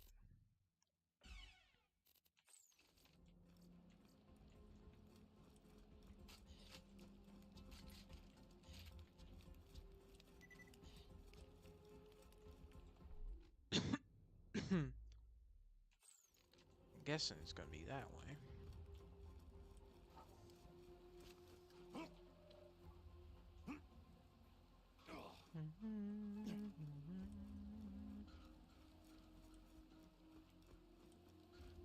Let's just get this out of the way.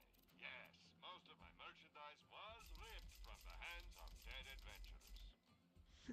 I'm sure we'll be doing this again soon enough. Other way then, I was wrong.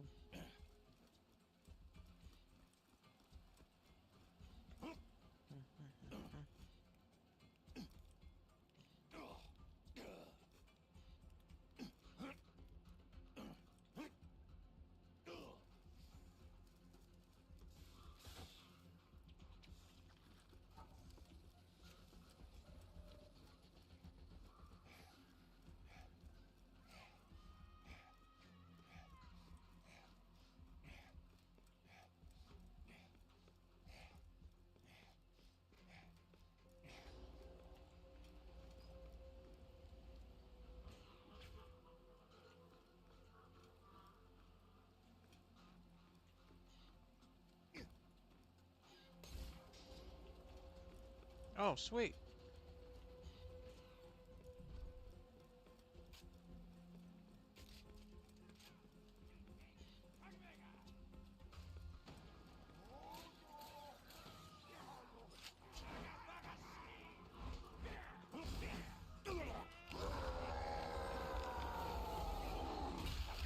You're nothing! Let me loose! Time's up!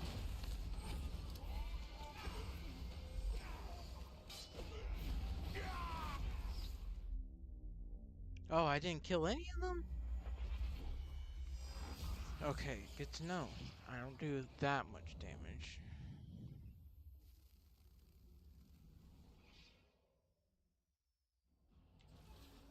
Hyperion says, afterlife, schmafterlife.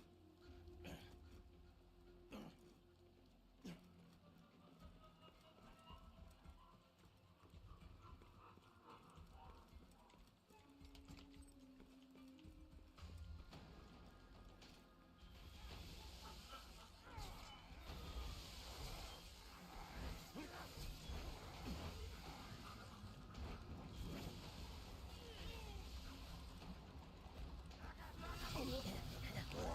can't take it!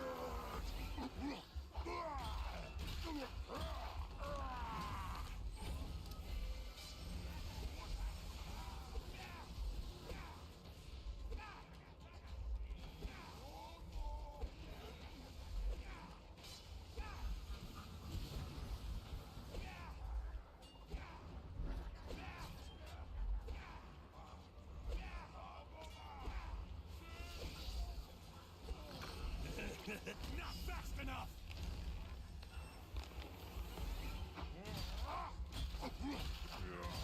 The sting of power! Keep the blood for it! Quiet!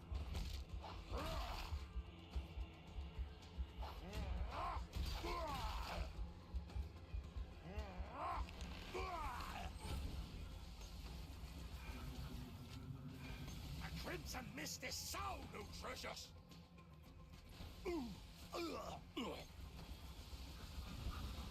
Such beautiful misery!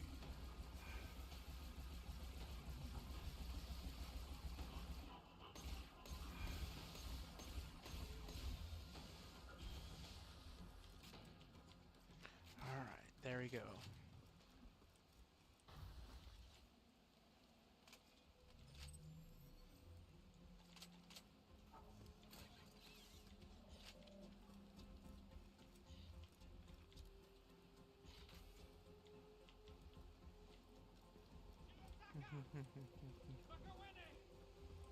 Reach the ship. Here's the ship. Kill Nakayama.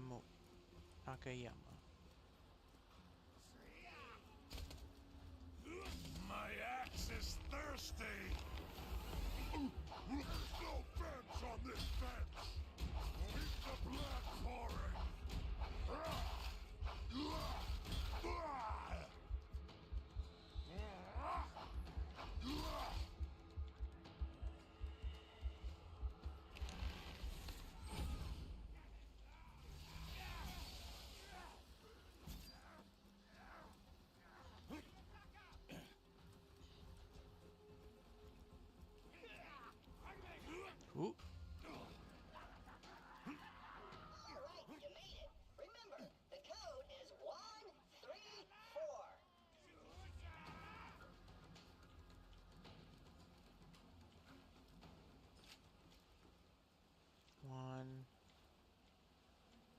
3.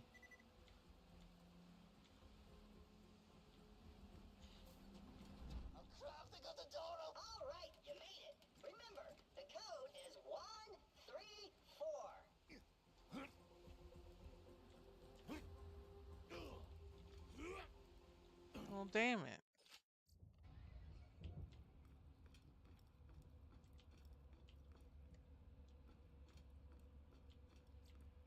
It's a Wish it fine didn't day, do that. full of opportunity.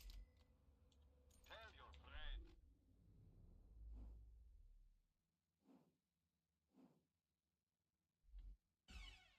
Marcus munitions.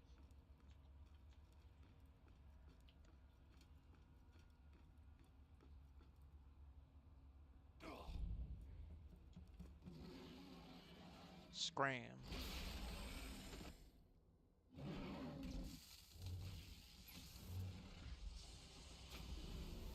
Jackenstein. Maya's not so secret. Nakiyo's not so secret weapon.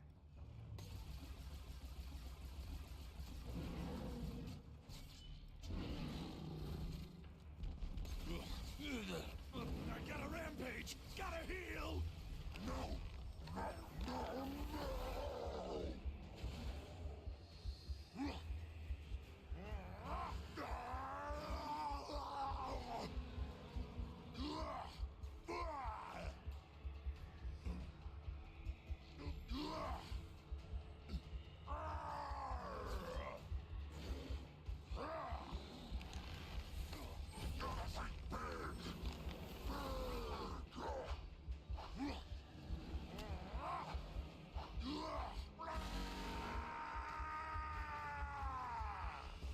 Let me loose!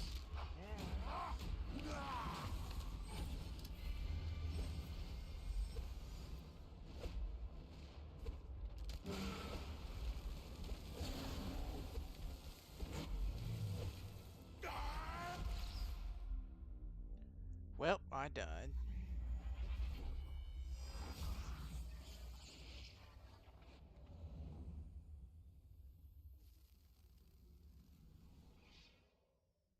Ooh, this is gonna be not good. We at Hyperion wish to thank you for your attempts to overthrow us. The numerous deaths you have suffered during your revenge quest have brought in considerable profits.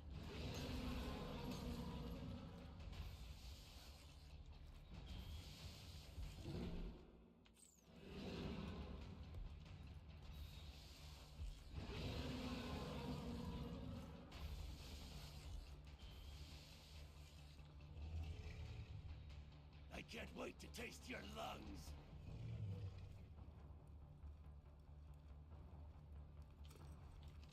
Ah, shit.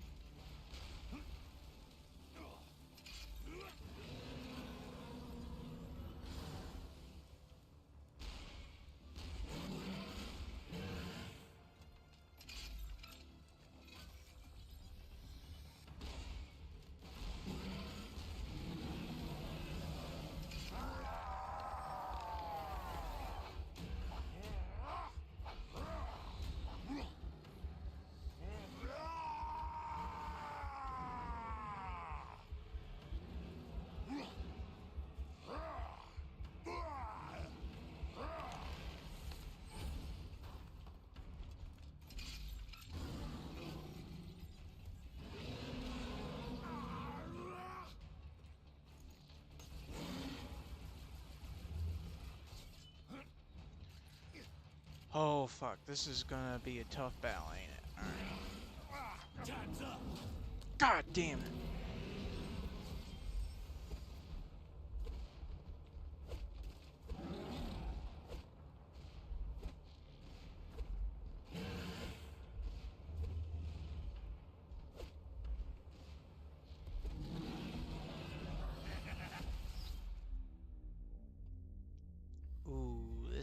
Not good.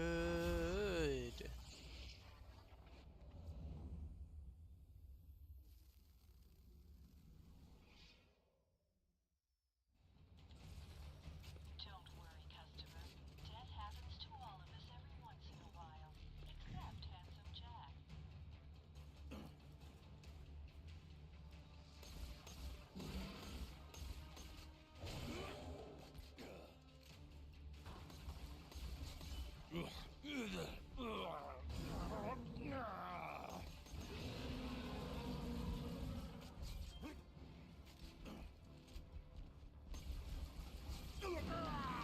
God damn it. Alright.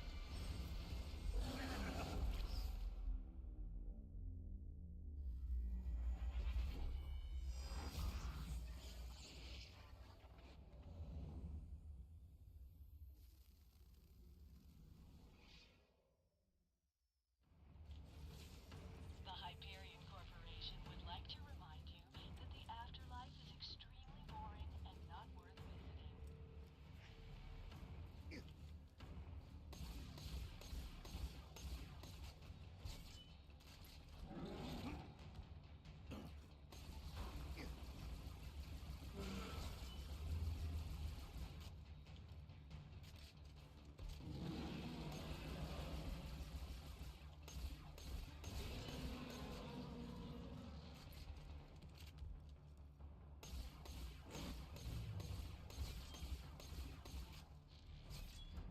I feel the crimson.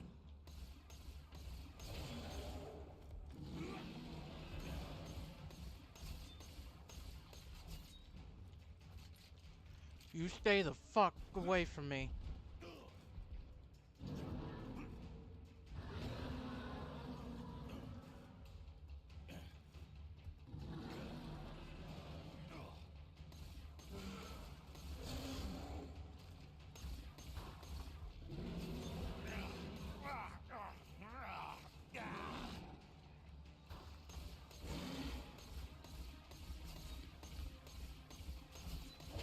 I'm seeing red.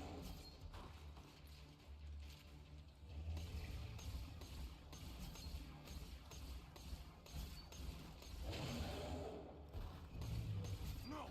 No, no, no, no, no!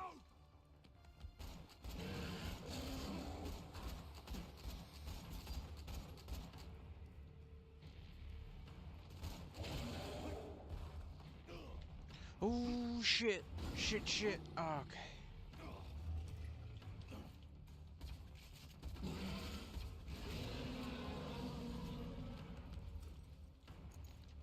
I ordered a lamb salad!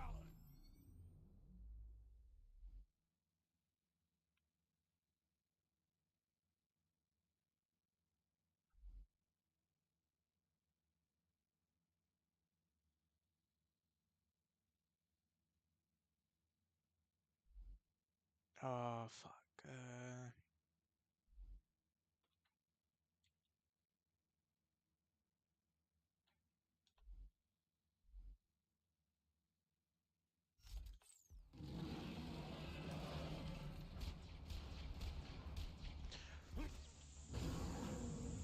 Fuck.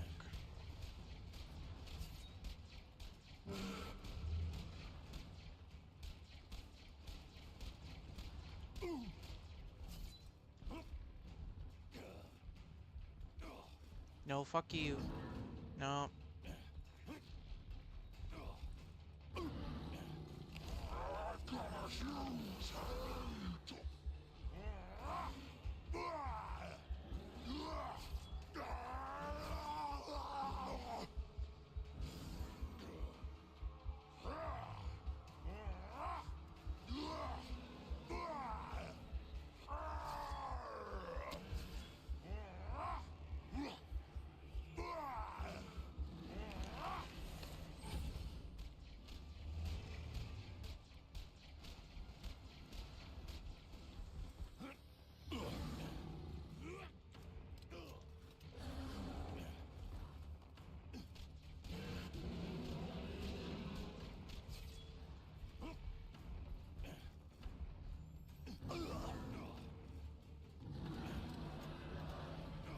Nope, stay away, stay away, stay away. I'm going to get butt.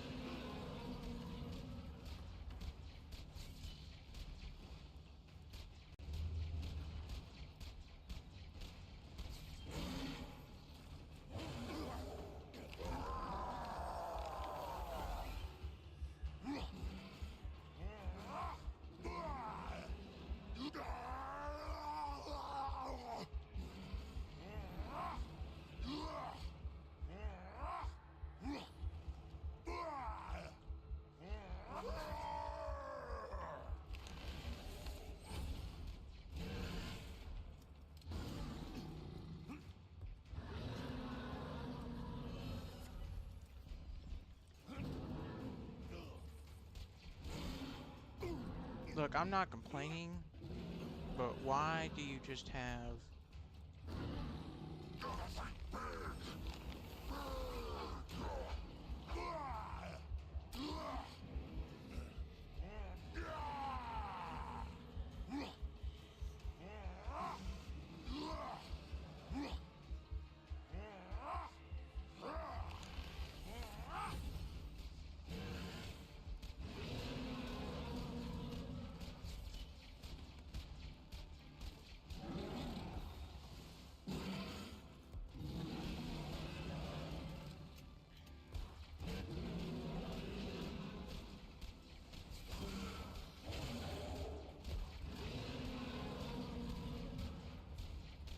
Rampage and heal! Heal and rampage! No, no, no!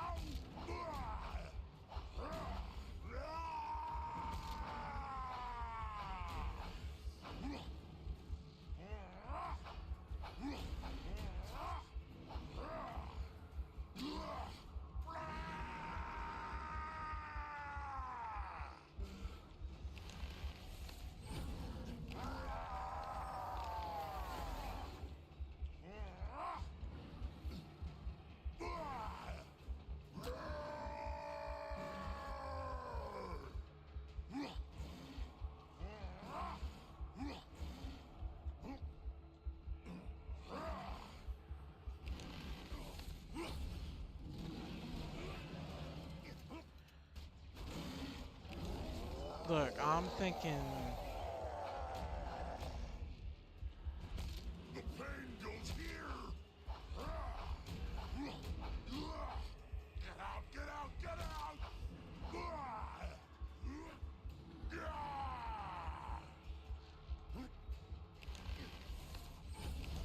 I've got a huge hand!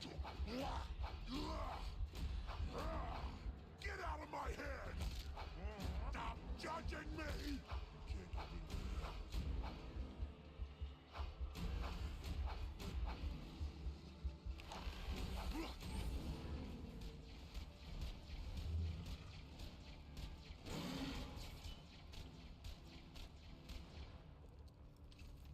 Nothingness!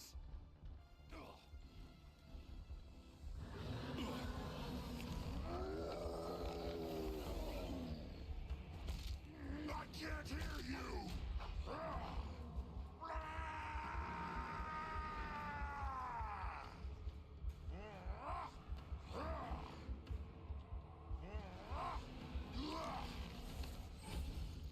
I ordered a lead salad!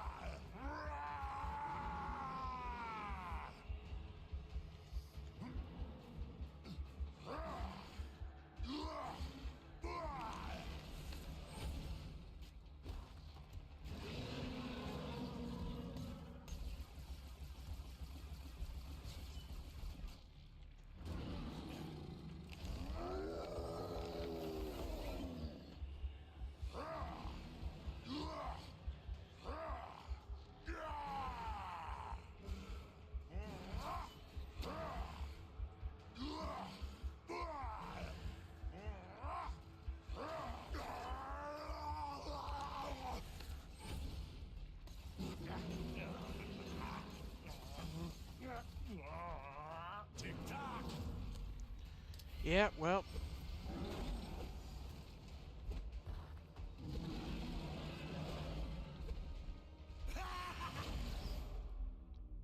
Hold on.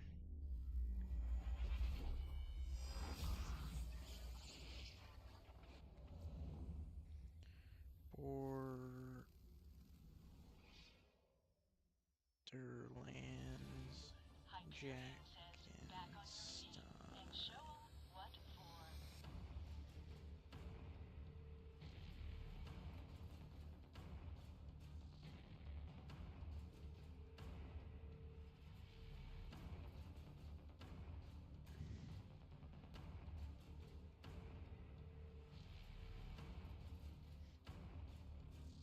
Frankenstein is the first enemy in Borderlands. If not, cannot be dodged even if you are far enough away from it. After I shot off the poles on top of his head, I could not for the life of me shoot his actual hitbox. It's just, but it's just so small. He moves so quickly that after dying countless times and spending millions of dollars in new use, it's just not worth it anymore. I just shoot lost.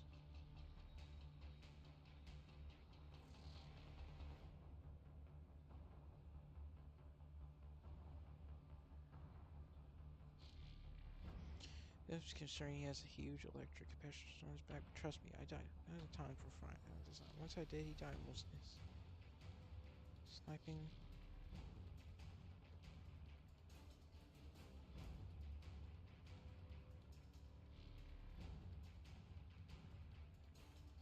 Hold on. Check in. Stein. Safe. Spots.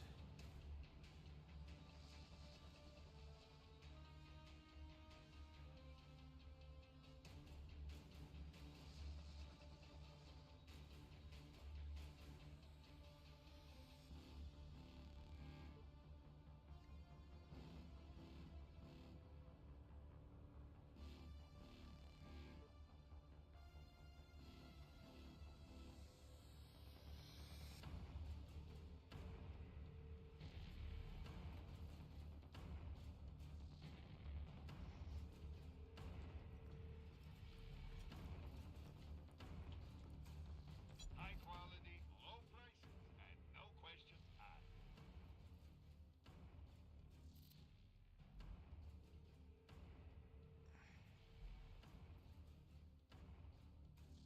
I'm sure we'll be doing this. Oh, that's fucked. I don't have a shock weapon.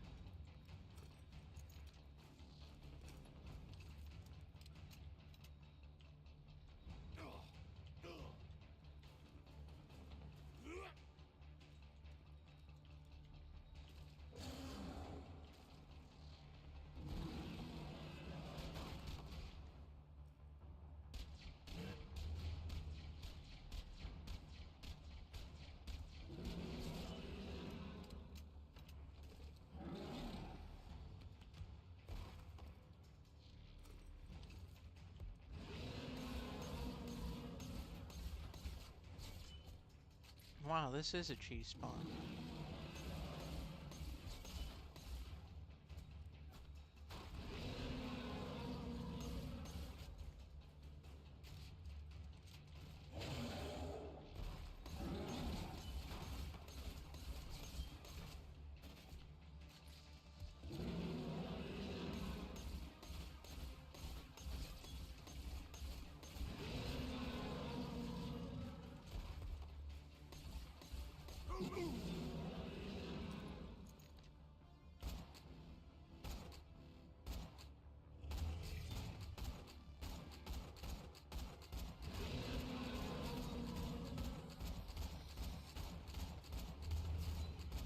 Open your sour veins for me.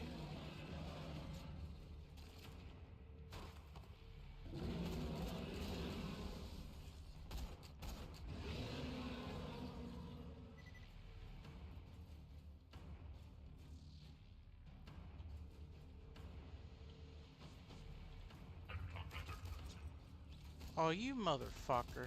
Success. Target death imminent.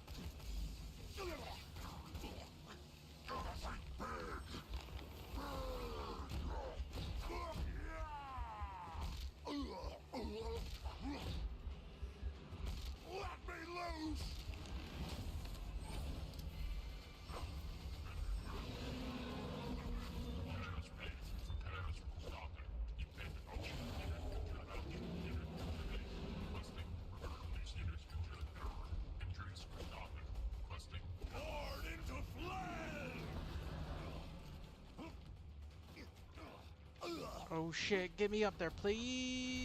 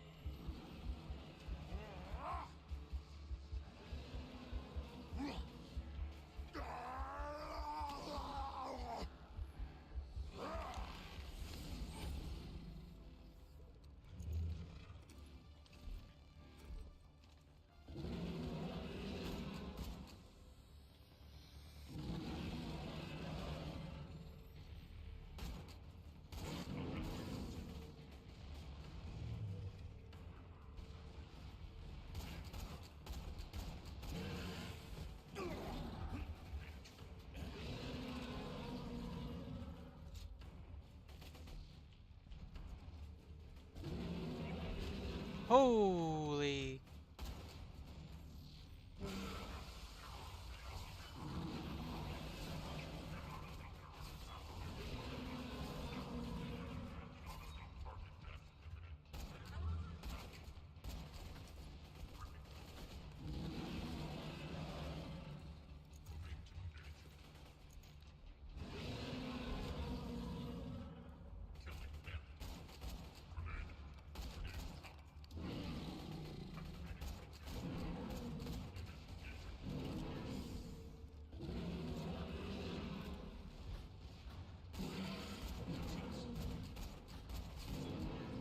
It's beginning to bleed.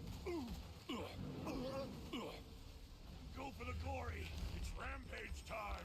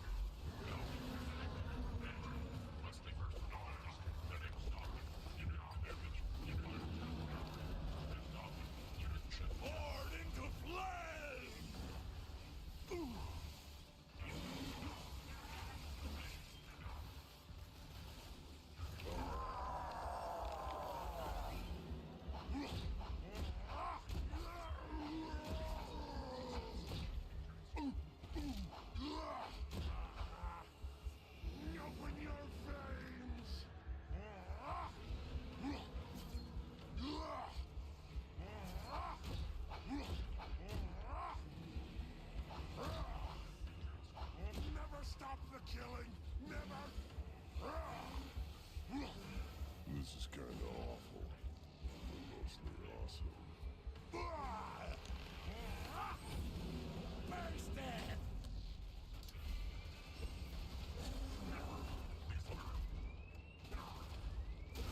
Soul the light!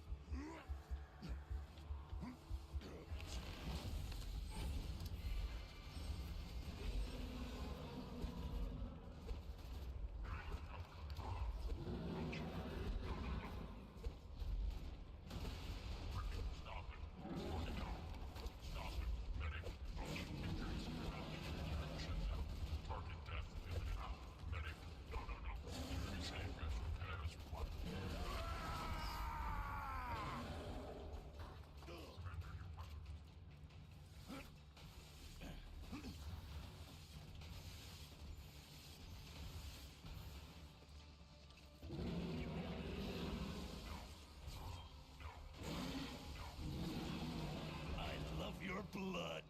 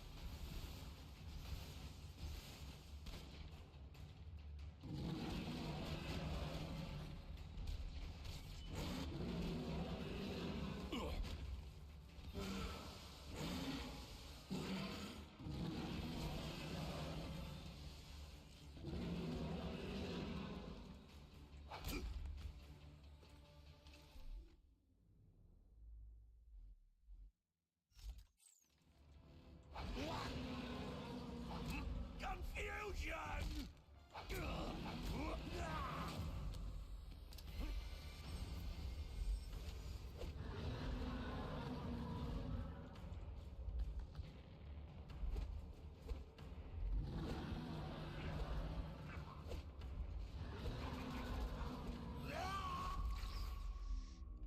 Well,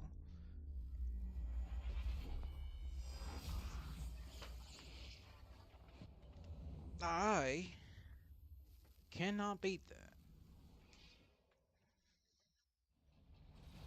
Shit. Rise from your grave.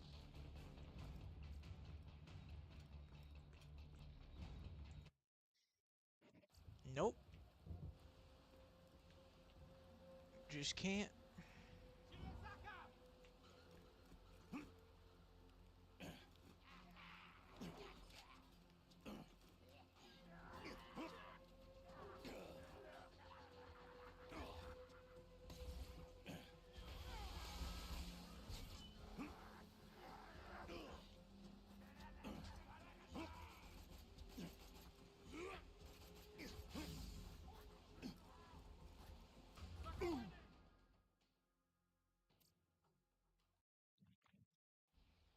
Then how about you spawn me next to Of course you won't. Alright.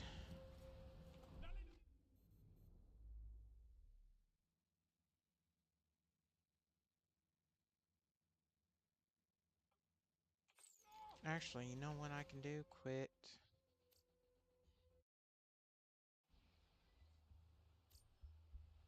Krieg. True Volterfog. Continue.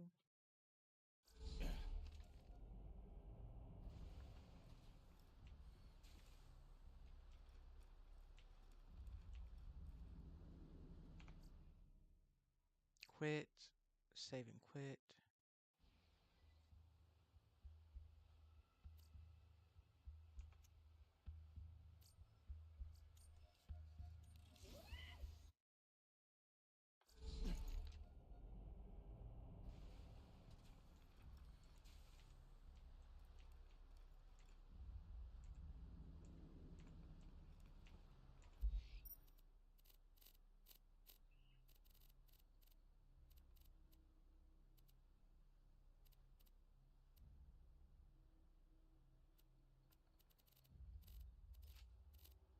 Nope, we are not doing that.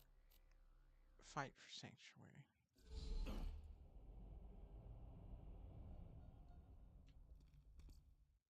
Warning, the story of this DLC campaign is set after the events of Borderlands 2. It is strongly recommended that you complete Borderlands 2 before continuing in order to avoid spoilers. If you'd like to complete other content first, you may use the nearby fast travel station, return, and proceed through the door once you're ready to begin. Hello, old friend. Been a while, hasn't it? I bet you're wondering what became of our Vault Hunters. Let me tell you a story. After the death of Handsome Jack and the fall of Hyperion, Pandora was at peace, as much as it ever was. Their mission complete, the Crimson Raiders set their sights beyond the stars. You remember the Vault Key, right? It had that map with all the crazy floating holograms. The Vault Hunters believed it would take them to vaults across the galaxy. Of course, sometimes when you're busy looking forward, you forget to watch your back.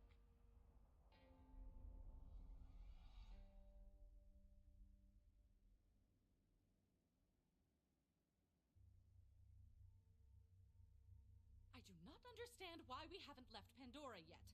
We are nowhere closer to finding the vaults. This map is the most important scientific discovery in all of human history, and Mordecai is using it as a coaster. Does that matter? We don't even know which planets these are yet. I don't like flying blind. Sanctuary's holding together using spit and wishful thinking. She's barely staying in the air, let alone leaving the planet. Well, we gotta do something. People are talking about disbanding. Why does he sound so deep Pandora before? don't need us now that Jack's gone. We need a leader. She don't want the job, man. And can you blame her? Sometimes when you're the one calling the shots, people get hurt. Not making a choice is still a choice. So then, we have no plan, no working ship, no leader, and a soda can on the vault key! Lil, we need to make a call. What do you think? Ellie? That ain't the engines, Lil.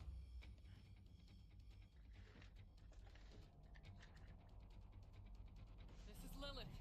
Sanctuary is under attack. All civilians evacuate the city immediately. Crimson Raiders, to me! Show them what we're made of! To me, my X-Men.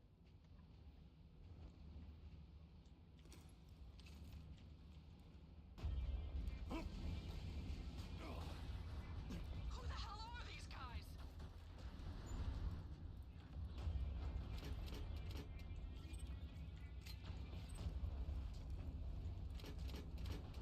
Ooh!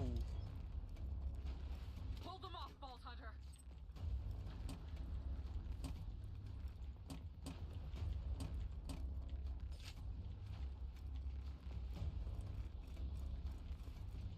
Take them down, Vault Hunter!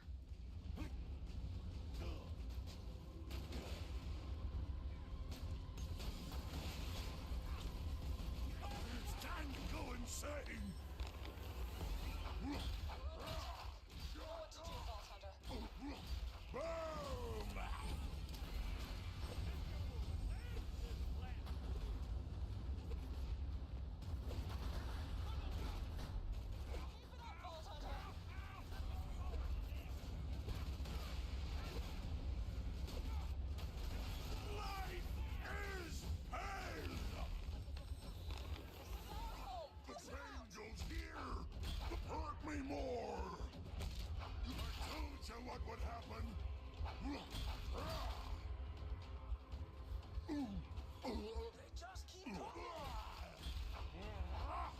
You can't control me.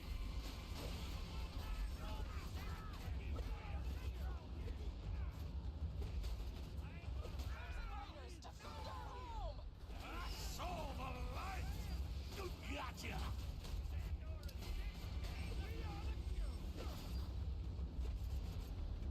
Got him in my sights. Born into flame. Okay, not being able to beat the boss is one thing. Bring it on, you bastards.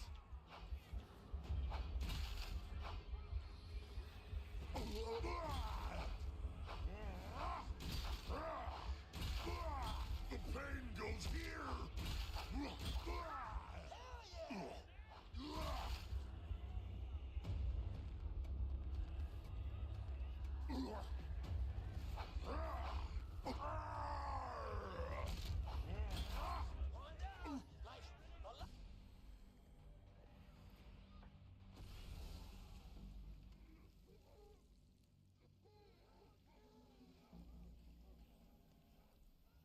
Well, that's not good.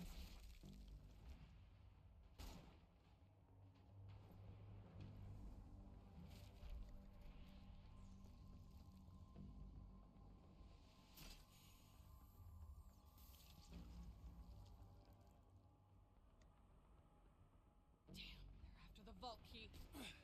Lilith, there's too many of these pendejos. This is Lilith. All Crimson Raiders, fall back to HQ. Just tell me where to point this sumbitch. Come on.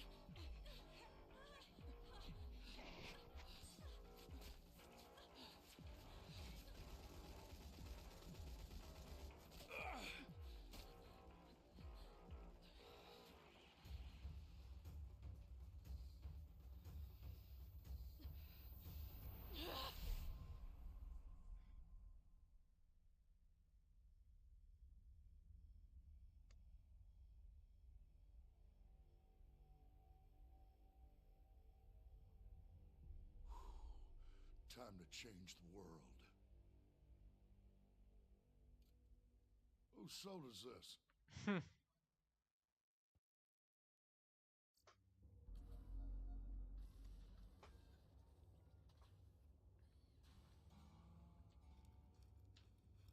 alright, killer? I got as many people off Sanctuary as I could, but it was kind of a rush job. Looks like I scattered the Crimson Raiders around the area. Those weren't bandits that attacked us. They were trained soldiers. And that gas, it turned people into monsters. Find us a base camp while I look around for the others. We'll rally the troops and take back Sanctuary.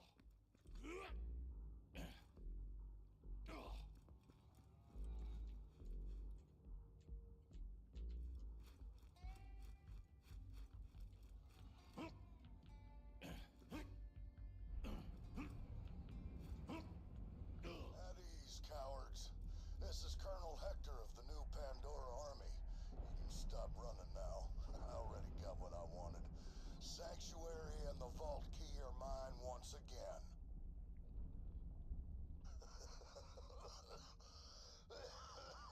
Honestly, I was hoping for more of a fight. I mean, Yo got completely outmaneuvered. What happened to you Crimson Raiders? Seems without your man Roland, y'all turned into a pack of baby racks with your tail barbs tucked between your talons. So here's what happens now. You've seen what my paradise gas did to your people. Next up, all of Pandora. Sure, it'll kill everyone on the planet, but every garden needs its fertilizer. Well, he's a dickhead. He's right. Roland never would have let this happen. Let's go for the glory. It's rampage time. I'm the tyrant.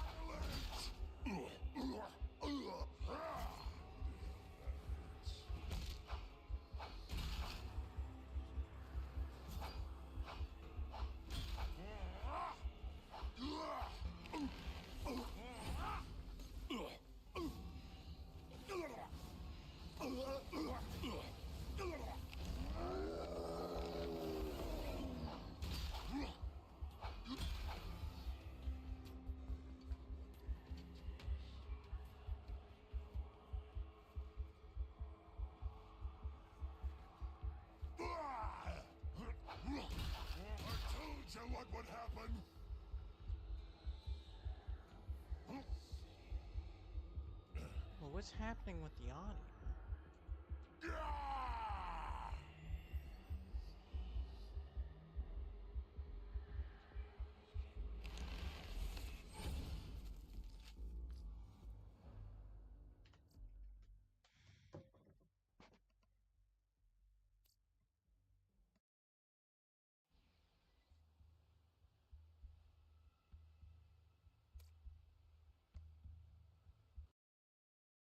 Alright, we are going back to Boo Boo.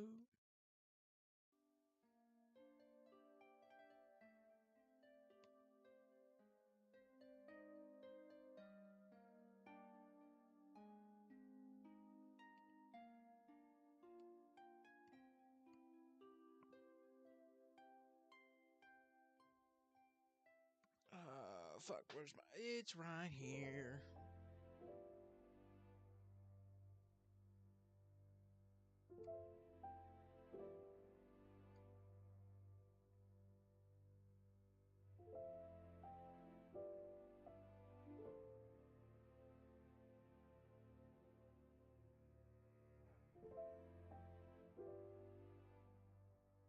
Mm.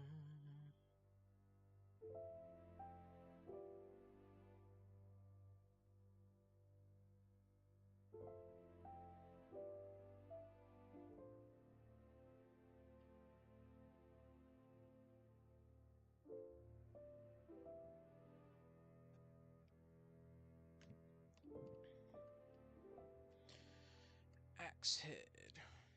You have the ability to teleport to the nearest biggest threat in your vicinity, only towards this threat. This ability can be applied in battle by lining up a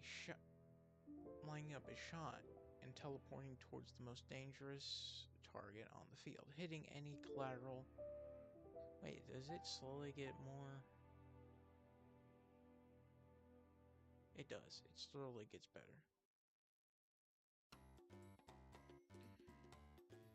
This ability can be applied in battle by lining up a shot and teleporting towards the most dangerous target on the field, hitting any collateral targets on your way towards the said target. Your shard has an evaluation mechanism that fixes what the greatest target to yourself is, which means if your action put yourself in danger, you could be cut off from your power in the middle of the fight.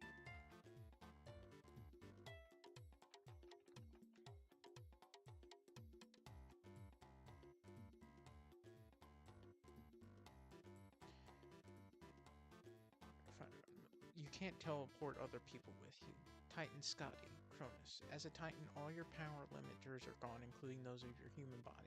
Your teleporting now has no range limit. Your shard's threat calculation is scaled up into a complete danger search, which you can use to assess the biggest threat and immediately teleport to it. You absorb the light in the area as you teleport, enveloping yourself in a shadow whenever you appear. Dovetail. You can fly fast and leave trails of luminous slivers of light that will fall to the ground in your wake. Upon touching something solid, they balloon out to make soft force fields that will then encase those that they come in contact with. These force fields can be broken out of without too much trouble, even with multiple fields layered over one another, but they impede movement. Foxtrot. You're a pseudo teleporter.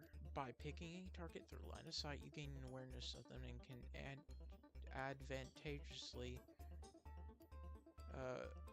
position yourself to catch them off guard, staying at the same starting position yet warping space to get to that.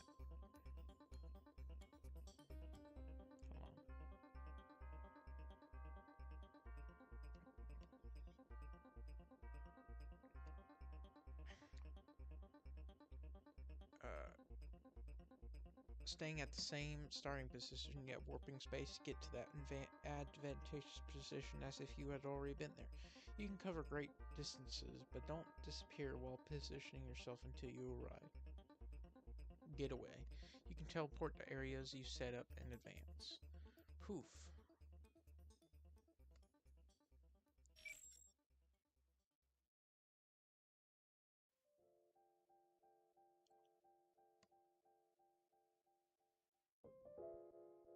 Alright.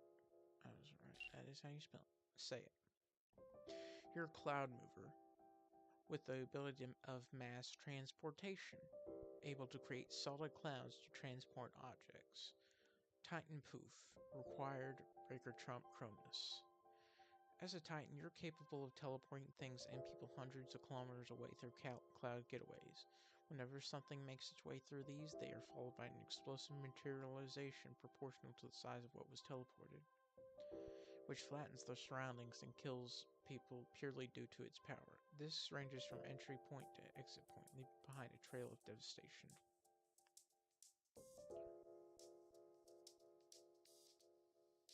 Scroll. You have the ability to create a cubic space of virtually any size which serves as 6 interlinked portals. Passage through one side of the portal can transport you to the other side. To the far side, you have altered perceptions of space and movement, allowing you easier interpretation during combat.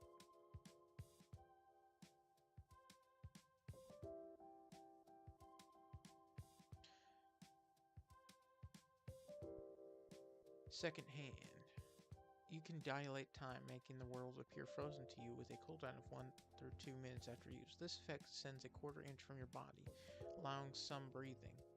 However, while your power is active, your ability to physically interact with the world is severely limited. Air is experienced as dense as water, thus limiting the amount of time you can stay in this state through your air supply.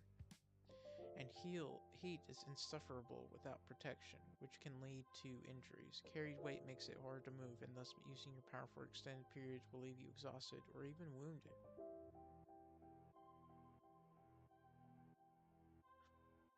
You're capable of short-range teleportation and disruptions of electromagnets. Battery. You can charge up energy, expending it to trade each second of time spent charging for several seconds worth of invulnerability, super strength, super speed, and electromagnetic repulsion/attraction. Flapper. You have the ability to alter and extend your clothing. Using your power, you could form the sleeves of your costume into large wings and fly by riding air currents. Alter your wings to attack from above by extending them or use them as barriers to block enemy fire. Long Scratch. By swiping bladed weapons mid-air, deep, long furrows appear in the area they were aimed at. You also have a personal mover ability that allows you to flicker between the ends of the furrows created by your power. Flicker. Tailgate. You're a mover/shaker who is capable of creating portals. The portals you create look like force fields. When people enter the portals, they turn into a fractal energy bolt and move quickly to a different location. Trickster. You can swap the position of two targets of similar mass that are both within your field of view, including yourself.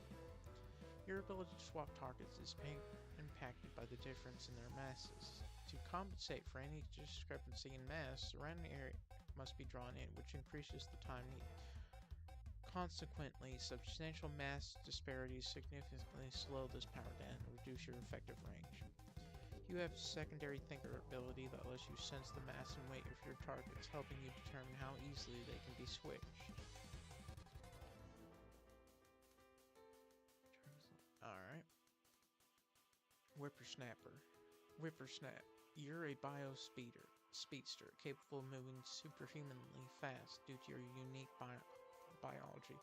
You're unnaturally thin, like a broomstick, with thin skin stretched tight across your face and eyes bulging out of your skull.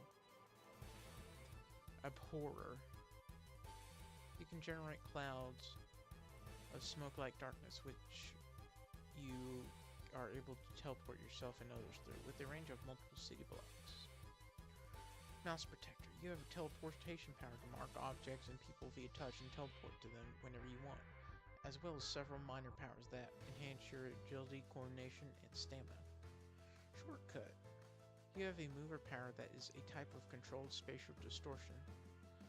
This spatial warping is accomplished by drawing out circles with your equipment and then stepping on the affected space to propel yourself forward, like surfing on it, while allowing you to move at an unbelievable speed. Flowing Titan. Cronus. As a Titan, your abilities are hugely upgraded. You become capable of dropping into the ground as if you were liquid, producing a liquid ripple that shakes buildings and streets, doing a large amount of damage to everything around yourself. On the ground, you can also move through it rapidly. Albatross. You have a flight that gradually accelerates in speed but has limited turning ability and can create gaseous filter bombs that thrust all gas, oxygen included, out of an area, until you catch the effect, prompting a crashing return of the gas. Hold on real quick.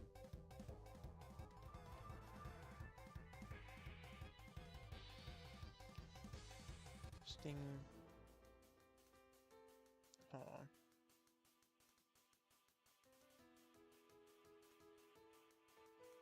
Settings, notifications.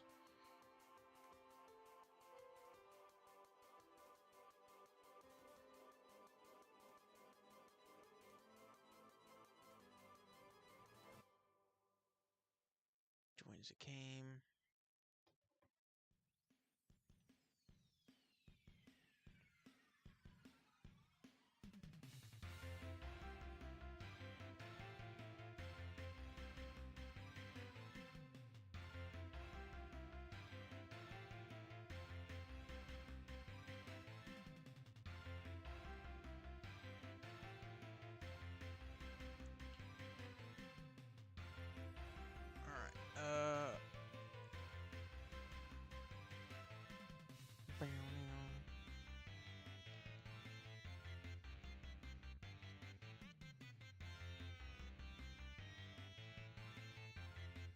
Game.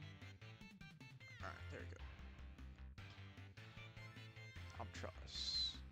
Grandiose. You can fly and create blue-green force field around yourself. You can increase the brightness of your force field over a few seconds, making it swell and ultimately detonate, causing a large explosion with no harm to yourself, leaving the force field out of commission for a while. Relay. You're a mover who can teleport towards another person by casting out a shimmer of light. With your arrival, teleporting them in turn. You're also a thinker who can communicate with people via telepathy, limited through concepts. Language. Hold on, what?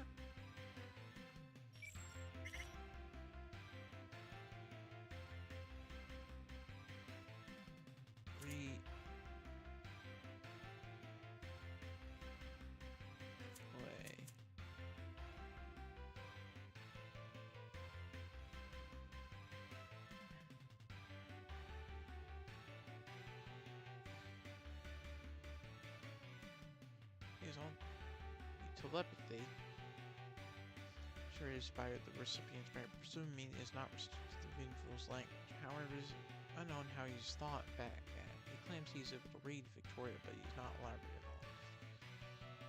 So, the power of his parent.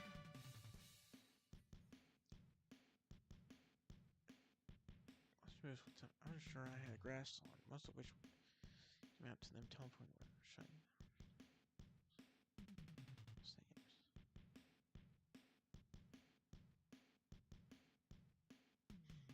Alright. I guess that's fanning. Limited to concept. The language interpretation is done by the recipient's brain, meaning it's not restricted to the individual's language and you're able to read people. This part of your power can be used for long-distance communication. Velocity. You have the ability to move in super speed, though your ability to affect the world lessens the faster you go. Do your mass listening. Bambina. You have the ability to launch yourself at high speed, bounce off surfaces, and create explosions of fire on contact.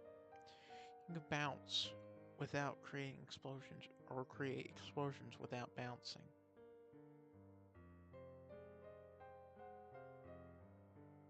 You can't bounce on water. Even without exploding, your kicks are sufficient to toss a person across a room hard enough to incapacitate them and to shift metal. In addition, you have a slowed aging rate. Alright. Foul cock. You have flight with built up speed over time, can transfer build up speed to others with a touch. Sacrificing speed for high impact blows. Having increased agility can make deafening shrieks and recover very quickly from smaller wounds, but not from larger ones. Rhyme. You can fly as well as create and throw ice fractals that you can control the path of, and which expand explosively on impact. You can predetermine the size and shape of these glaciers to such ends as forming ice armor or walls. Kieran White. You have enhanced leaps and bounds with sets rules on leaping and / bounding toward or to predetermined markers. By placing a marker on the moon, you could teleport to and from it. Snag. You possess 4 abilities: a mover power that allows you to treat any direction as down, letting you jump, walk, and fall any way you choose. A minor tinker power for gauntlets that cover your arms. The ability to inflict negative emotions on those touched with gauntlets you create. And finally, a strike ability that allows you to easily blast through inorganic material. Watch. You possess acute, short-range, clairvoyant, short burst, super speed, see people's biology while ignoring the issue of light, darkness, and or intervening objects, and have phantom hands that can reach into people's bodies to do horrible internal damage to organs and or nerves.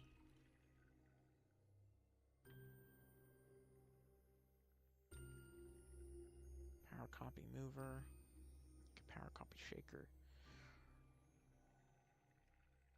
Watch. Meridian. You can access a variety of pocket dimensions to banish people, create blasts of wind, collect matter, and shoot it as a bullet, fly, and clean up radiation. You can also glimpse how powers work. Black K's. You can teleport up to 50 feet by swinging a weapon. While teleporting, innumerable versions of yourself occupy the space in the area between your departure and arrival point, each moving for a fraction of a second. The distance you teleport is determined by the arc of your swing. You also have a slight brute rating. Strider. You are capable of teleporting to any location you have ever been to. You can also teleport to unknown locations based on their distance relative to you or specific spatial coordinates. Furthermore, you can teleport anyone with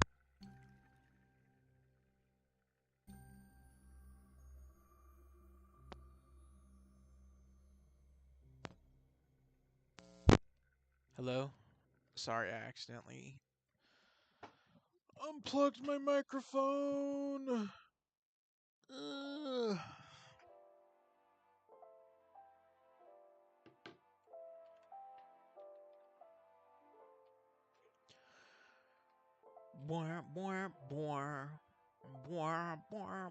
You can also be raised within. Your teleportation is accompanied by a noise similar to a muffled thunderclap. The longer stride you make, the louder the sound is.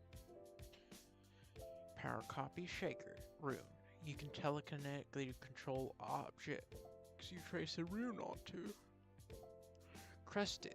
You have the ability to unfold materials in a fractal-like manner, for example, turning a metal fan into a large wall to act as a barrier. Cricket. You have control over subsonic noises. You can both sense and generate high-pitched pulses of subsonic noise to act as a form of radar. This echolocation aids you in combat, allowing you to fight even with your eyes closed. You can also maintain a pulse of subsonic noises to disorientate and induce vertigo in living creatures. Fathom. You can displace things into and out of a dimension filled with water. Final hour.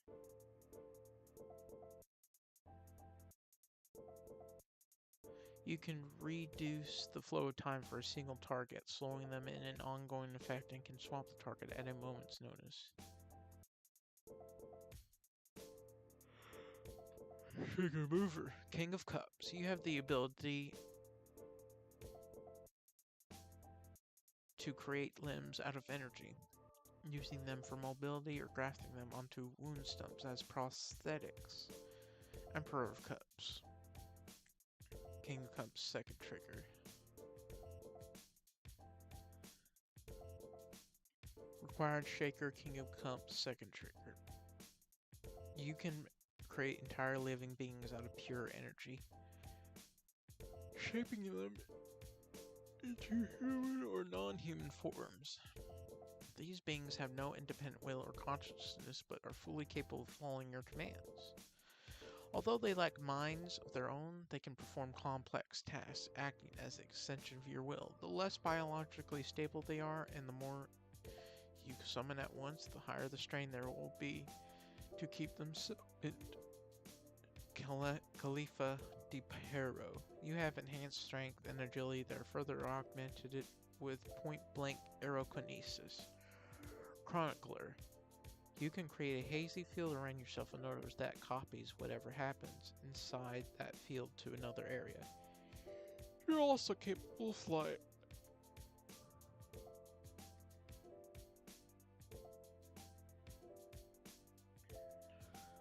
Cozen. You can create pocket dimensions and you can place these caches in fixed locations. You can store both inanimate objects and people.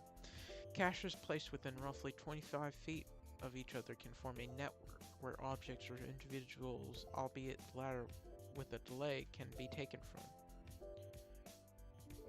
Your abilities only operate ideally when you have total focus without worrying about your safety or other distractions.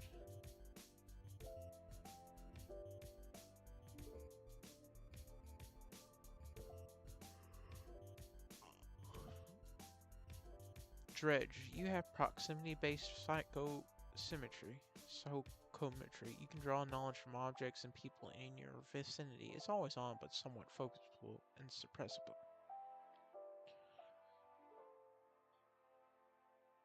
And people.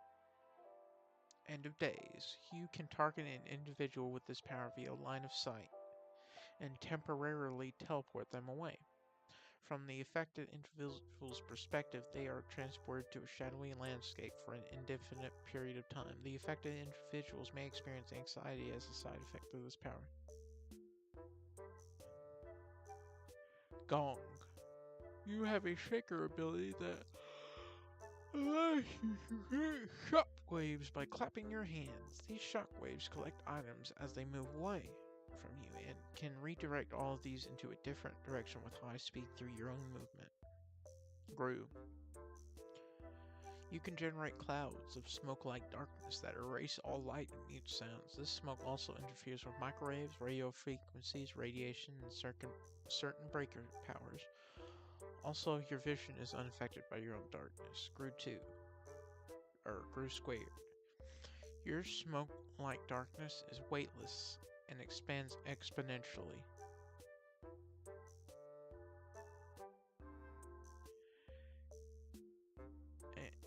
Clinging to everything it touches. Once it clings to someone or something, it drains all form of energy, heat, sound, light, leaving only a cold, suffocating void. All powers within your darkness are completely nullified.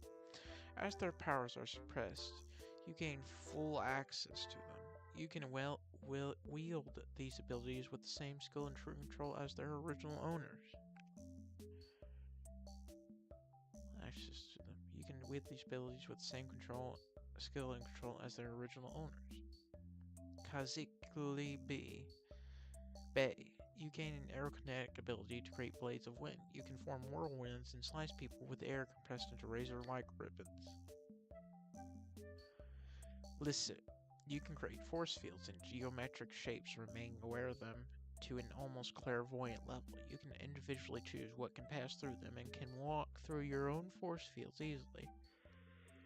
Sufficiently powerful hits can shatter your fields, and they generally appear in the shape of pyramids, diamonds, cubes, spheres, and cauldrons. You can turn some of these shapes into sharp points by manipulating how these shapes are expressed. The range within which you can create force fields is about 20 feet. Lizard-tailed 2. You're a healer who emits an aura that regenerates those in the area, causing wounds to close quickly and mend. Your power feels like being by the fireside, just close enough to feel as though the heat had a physical form, just close enough to be bearable, instead of feeling hot, however. The sensation is almost like a chill. The sensation is directional, making everyone aware of exactly where you are. Your power has a wide range, able to reach across the entire street, and grants some resistance to the wounding effects of other powers while under your power. Your power can be repressed. Naphtha. You have an always-on shaker ability that transforms the surfaces of objects 50 feet around you in a perfect circle into oil slick. This oil produces bubbles and is mantle limited but can affect clothes. Once you leave the surfaces revert to their normal state. You can ignite your oil and aren't damaged by the fire produced this way.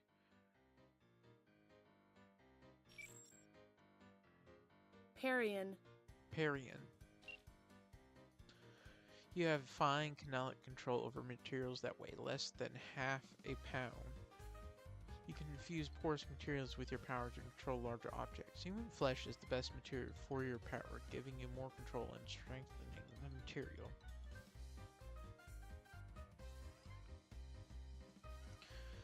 Half a pound. Paradition. Shaker. You are capable of instantly rewinding yourself or an object, living or non-living, within line of sight back to where and how it was a few seconds ago. Any object or person transferred this way, including yourself, has their memory erased at the transfer and the time in between. Prong. You have enhanced strength as well as a shaker power that allows you to create spears of light that can impale people and extend up to the horizon. Shielder. You gain flight, the ability to project hard light blasts and create force fields around yourself. However, your flight is relatively slow and your blasts, although with a wide range, are somewhat weak. In exchange, your shields are very strong and you can freely manipulate them as well as keep them suspended in midair without grounding. Softball. You have the ability to create spheres of light around living things, which move to follow them. Anything inside the sphere of light becomes soft and malleable, and any alterations to them while inside are permanent. The bubbles are semi-solid but allow small creatures to move through them when they push. When one surrounds a target's head, they'll have difficulty breathing and have their vision distorted, but these go back to normal when the effect ends. Spheres are only large enough to contain someone's head at their largest and fade after a short time.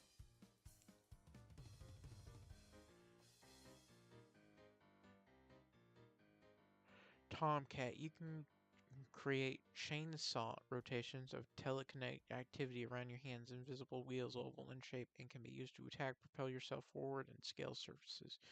Your physical durability is augmented by your powers. Velvet. You have gaseous kinesthesia. Kinesthesia.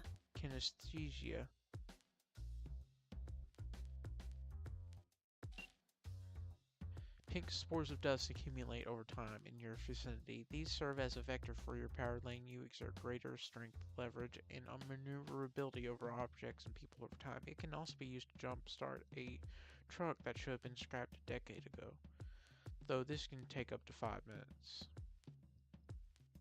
Crowley. You can rapidly create spectral duplicates of people and objects within your vicinity, yourself included. These spectral copies are less like duplicates and more like force fields, being bits of force molded into a particular shape. The copies are weak and less than solid on their own, but become more and more solid when they overlap. They shatter when broken. See, yourself included. These spectral copies are less like duplicates, more like force fields, being bits of Balk. You can control a metal ball that you can move around at supersonic velocities. You're also capable of flight. Bastion. You're capable of creating a variety of force fields into reflector fields. You have a clairvoyant awareness of your fields, including what affects them. Cadence. You're a shaker capable of utilizing vibrations, primarily your voice, but also others, to deliver deleterious and unpleasant hallucinations to individuals in the area. This bypasses artificial/real deafness. You cannot render allies immune to your power. Carney. You have Pocket Dimension, which you can use to store things and which has the ability to suck air into it strongly enough to create a vacuum, dragging flying capes towards it. You can also light an entire person on fire just by touching them. Crosswise, you can mark a location. If you die in said location, you fill the area with violent, twisted flesh as well as cross and angel iconography. You gain swiftly increasing awareness and control over the mounted flesh and angels before being born from the mask, after which point it all dies. Fleur. You can create telekinetically controlled orbs of light that look like flowers or firecrackers. You can plant these orbs with a touch on surfaces, allowing them to grow over time for larger and more varied effects when you detonate them or an opponent accidentally touches them. Your power needs your hands free to use. Grow over time for larger. Grew. Second trigger. Your darkness is thicker and heavier and comes out slower, but grows exponentially. It also weakens or temporarily removes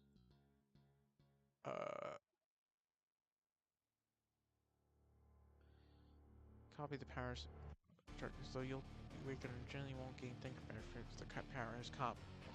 Power has.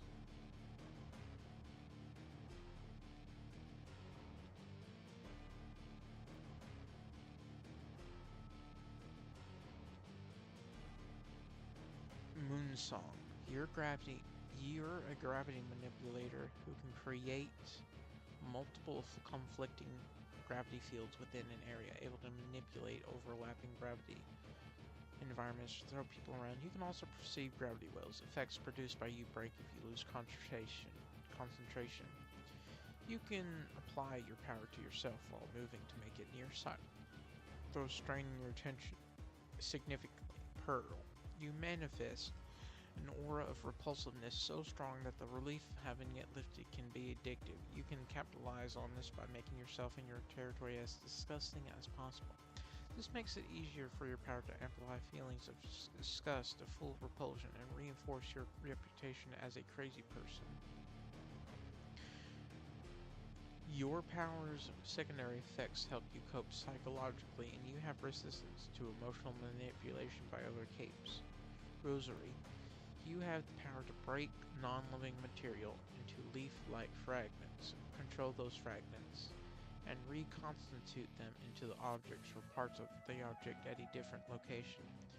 You're able to use your power to break down a car in 3 to 4 seconds. The flakes you create are light and fragile enough that they take a while to do much damage, often failing to harm even an insect, although they are sharp enough that a storm of petals can cut through spider silk. One notable offensive use for your power is that you can reconstitute heavy objects in mid-air above your opponents.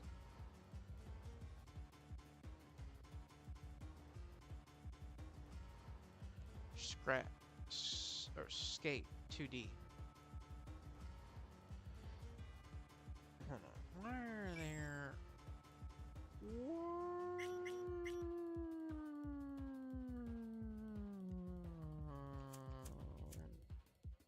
Continue, Scott.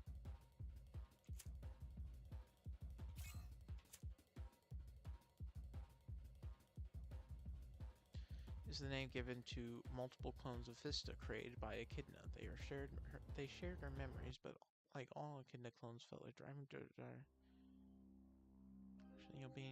even showed affection towards her in the form of hugging. However, one Skate wasn't as obedient, ran off to kill Vista's family by herself. That were hard and rigid. The fifth was unknown. Her skin, one masked Skate had an angular, chin hair. Her eye holes were small, and her mouth was little more than the lipless slit. No Skate described as looking. Freshly found had fingernails like plates, abilities, and powers.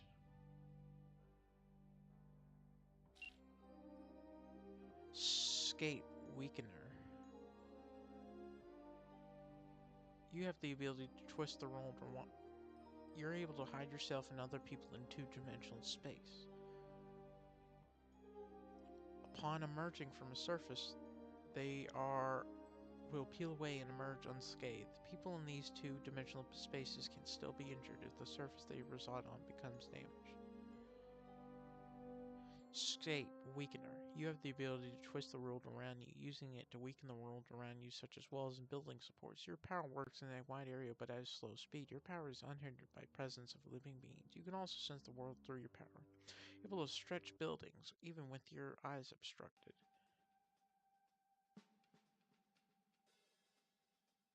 Skid Mark. You can create strips of purple repelling energy on surfaces you can see. These strips are one-directional, meaning they either accelerate or repel mass depending on which side it entered from. Speaker of the House. Listening to you causes a latent cascade of mental and sonic energy to build up. Once released, it stuns and deafens people at will based on how much a given subject has heard you talk. After being unleashed, the power resets and must be built up again. Trial. You have the ability to manipulate chains with telekinesis. You can also use them to move quickly around the battlefield and even roll long distances as a huge ball. Triumph. Your power is sound manipulation, of which you control its force, area effect, unleash it, and burst. You also sport a mild healing factor, healing quicker than average with minimal scarring. Your sound blasts are capable of punching through concrete.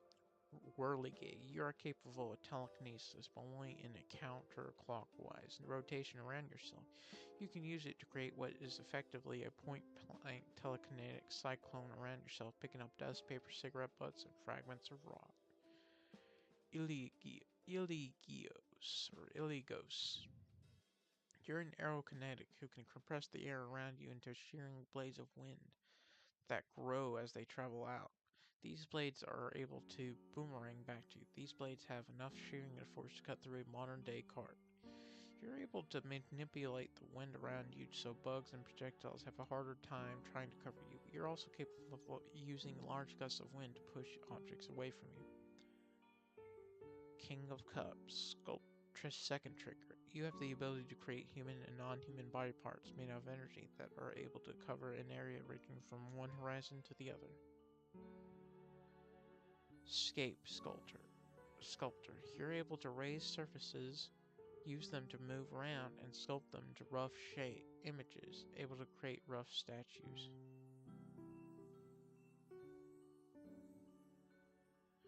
Storm Tiger Shaker. You gain a form of aerokinesis. You can condense air into hard claws that you can launch as projectiles, create explosive blasts of condensed air, use air currents to deflect projectiles, and achieve limited flight by essentially floating in place. You can also draw in sounds and smells towards yourself, effectively enhancing your senses. Tempera. You generate a paint-like substance from your body, primarily your hands, and in large quantities if you need to. This paint has a variety of applications and can be trolled after it is deposited. These applications include hardening, which can be used to seal up a door. It can be used to trap opponents. If an enemy is strong enough to shatter it, it can harden and be broken and hardened again. You seem to leave paint on things you don't want to, but your ability to control the substance makes cleaning it up easy.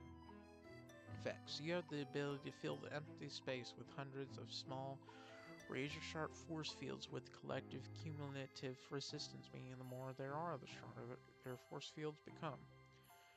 Barker. You generate a gas with each sound you make linked to the vocal stress you put on it. This gas can be converted into a variety of effects, including, but not limited to, concussive force, heat, cold, as well as others. You can also use your ability to clear out anything obscuring your mouth and throat. You are resistant to effects generated by your own powers, but repeated use causes your throat to get sore. Burn Scar. You are a versatile pyrokinetic and can teleport freely between flames. You find it harder to stop using your power the more you use it, and become increasingly psychopathic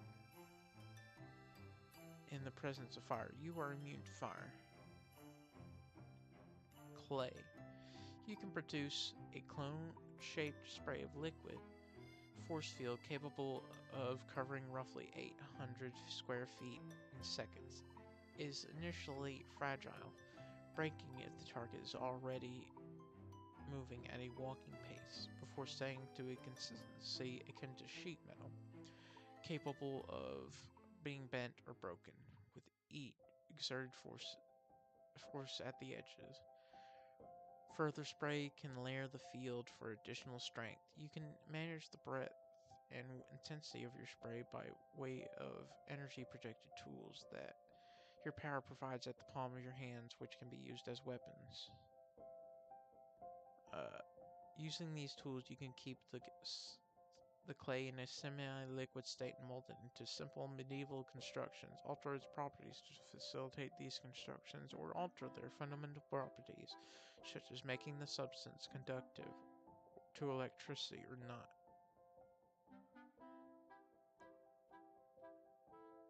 Crucible. You're able to create a pale blue force field bubble that can flare at intense orange-white, filling it with intense heat, incinerating everything inside. Your power is restricted to spherical shapes like domes and bubbles. The incineration effect is optional, and you can simply use them to contain objects and people. Iron Rain. You're capable of materializing ferrous metal objects in midair in the shape of spears, blades, and weights. These form at higher or lower altitudes, with their flight controlled using minor ferrokinesis, which you can use to aim them, sometimes sacrificing accuracy for penetrating power. You have the ability to charge your power, manifesting a large number of ferrous objects. Kaiser. You can create metal objects that extend from a solid surface around you. The metal can be iron or steel. Sanguine. You have blood control that can cause a lot of damage. You can also function as a healer of sorts by drawing blood out of people, cleaning it, then putting it back in. You can create enormous blood clots the size of fists to cover people's wounds. Shamrock. You possess a subtle combination of micro-telekinesis combined with an unconscious small scales clairvoyant slash pure precognition based thinker ability. You can cause slight changes around you, which lead to greater effects, manipulating events in your favor, and so giving the appearance of extraordinary luck. For example, you shoot with perfect accuracy, casually dodge attacks, influence dice rolls, or easily find lost items. Your power also causes you to be a thinker blind spot to most. Oh, well, that's not what I meant to do. Alright, I'll be right back. I'm getting one.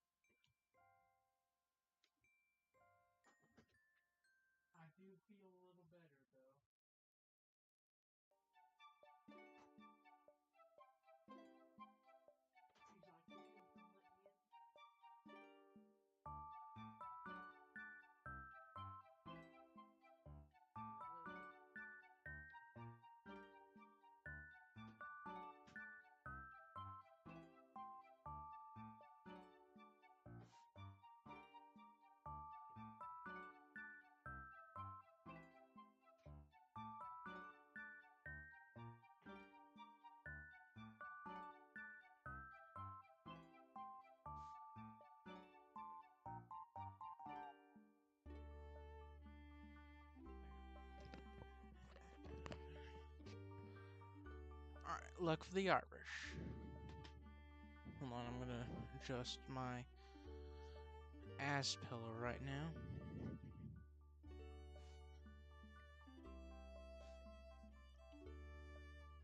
I don't know if that's better or not, but we'll try it out.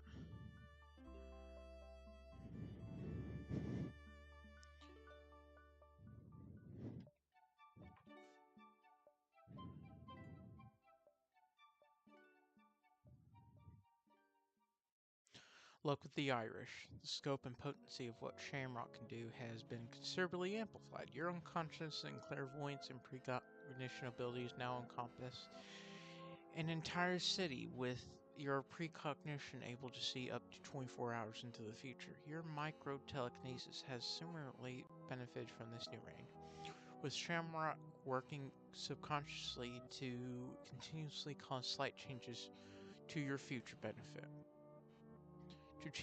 Slight changes to your future benefit. Your luck has magnified exponentially as Shamrock and Deus Ex Machina play off each other to create powerful, cascading chain reactions on a grand scale. A series of seemingly unrelated functions across the city could occur to prevent enemy reinforcements, or a building might collapse on an opponent due to structural weaknesses having spontaneously transpired hours earlier.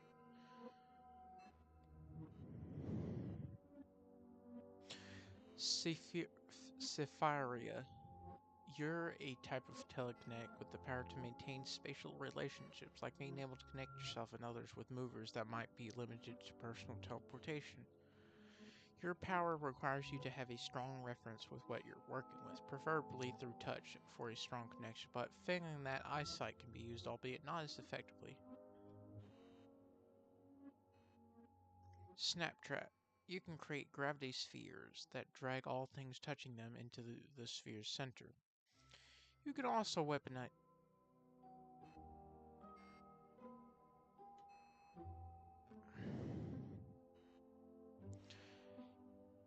You can also weaponize these spheres by giving them a shredding or cutting exterior, or using the interior to crush things to pull, and a timed dismissal of the spheres can toss persons and objects. Snuff.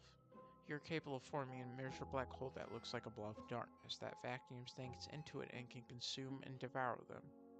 You can expand it, albeit slowly. Adamant. You can broadly manipulate metal around yourself with strong, crude movements, e.g. pushing, pulling, crushing, for both offensive and defensive purposes. Your metalkinesis allows you to wear metal armor without being encumbered, and lets you hinder opponents that use metal weapons or armor against you. You use your metalkinesis to distort your armor into a variety of useful shapes, such as a blade cut through restrictive material and a completely form-fitting suit that protects your armor from being entered by small minions and attacks. On top of reshaping metal, you can also slowly refine it to enhance your strength and durability, and repair damaged armor. Your metalkinesis focuses on strength instead of agility/accuracy, and thus lacks fine control and has short range and is slow. Orok. Atronach. Arok.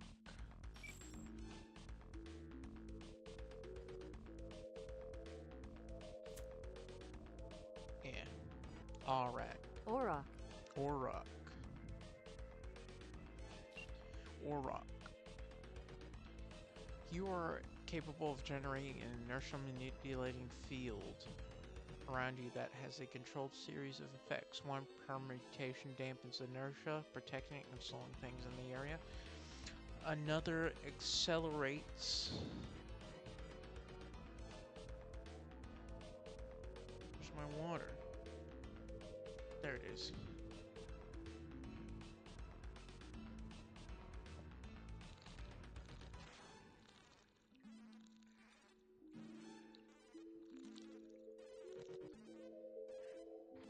You are capable of generating an inertia manipulating field around you that has a controlled series of effects. One permutation dampens inertia, protecting and slowing things in the area. Another accelerates them to prompt faster, less controlled movement. You can affect yourself independently of this general effect, with some benefits of a dampening effect to protect you, alongside the benefits of an acceleration to give you speed. You can be selective in its application, and you have an aura effect that manipulates inertia in areas around yourself with a positive bias for yourself. Your field disrupts energy and machinery, which tends to fail or work intermittently within your field. Its use visibly distorts the light around it.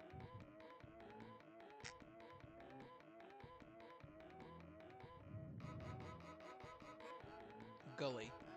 You have some degree of enhanced strength and can manipulate Earth with a very high degree of control, able to create a pillar of asphalt without damaging the ground on top. Your ability also gives you a thinker awareness of Earth, a constant sense of the ground around you.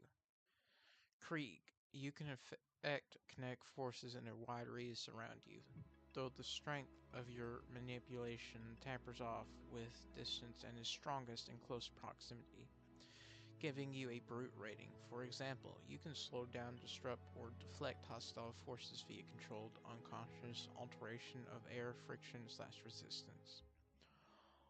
Hostile enemies may have trouble breathing. In addition, your actions have increased results for energy involved. A punch sending someone flying through a brick wall, however, sufficiently powerful kinetic attacks such as a melee charge from Leviathan can still take you out of the fight. Shuffle. You can teleport sections of landscape and only landscape such as hills or even power effects. Your power is unpredictable, sometimes teleporting things out as well as in, but you can use multiple teleports to shore up gaps. You have limited accuracy and control. Subject 3016. You have featureless gray planes in the area between your pelvis and your right foot, an area of your stomach around an eye, and your left arm. You're capable of manifesting these missing parts of your body from various dimensions, resulting in more powerful attacks. Able to obliterate concrete and steel with a single attack by leveraging possible versions of yourself and drawing them together into one coordinated strike. Pelvis, your right foot, an area of your stomach, and an eye, and your left arm.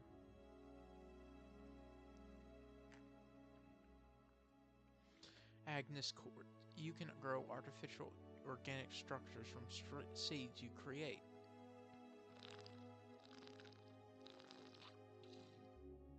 These seeds will swell into pillars, stairs, houses, etc.,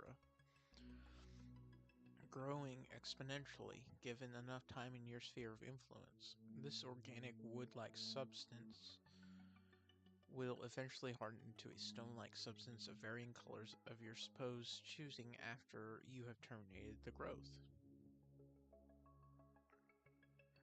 Cache. You can banish people into extra-dimensional spaces or remove them from one.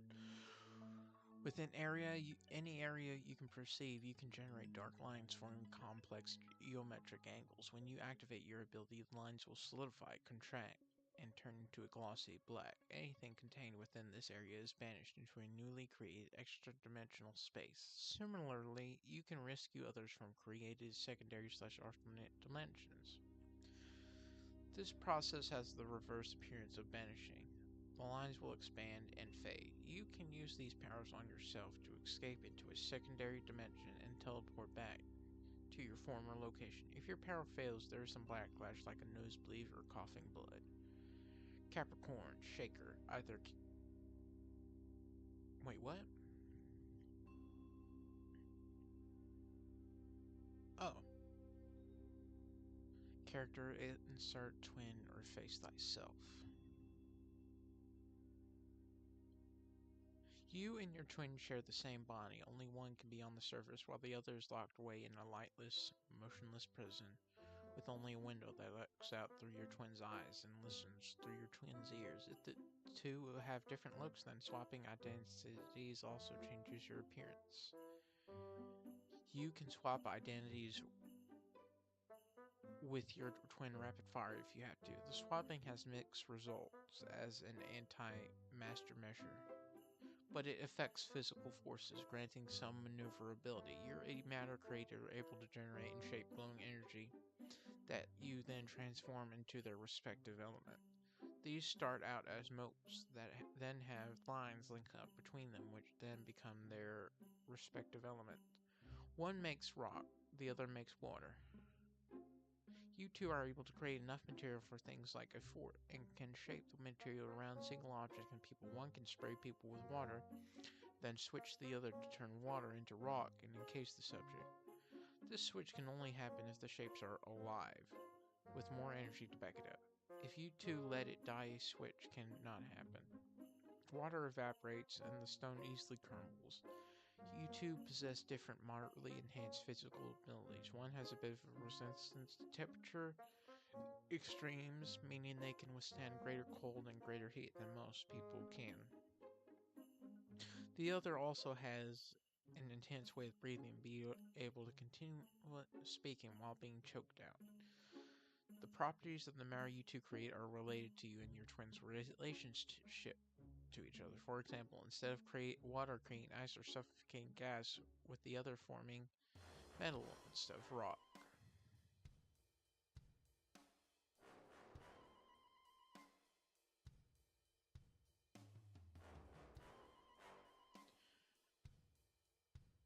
And Pusa.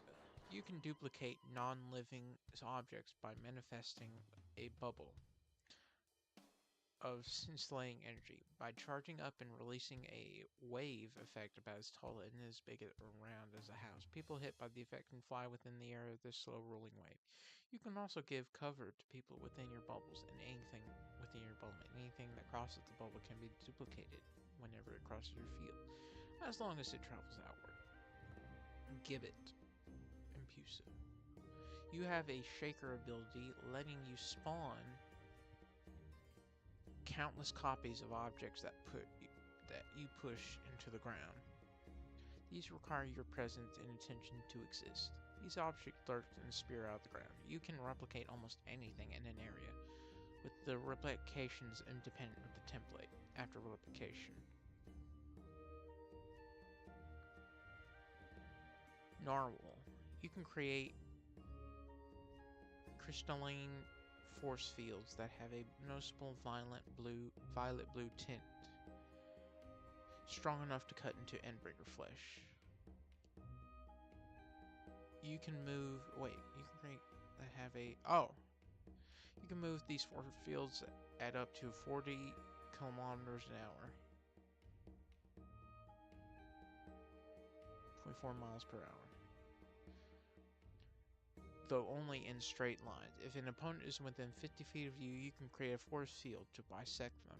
You have a limit to how many force fields you can active at once, up to a dozen at a time when being offensive. Your force fields do not conduct temperature.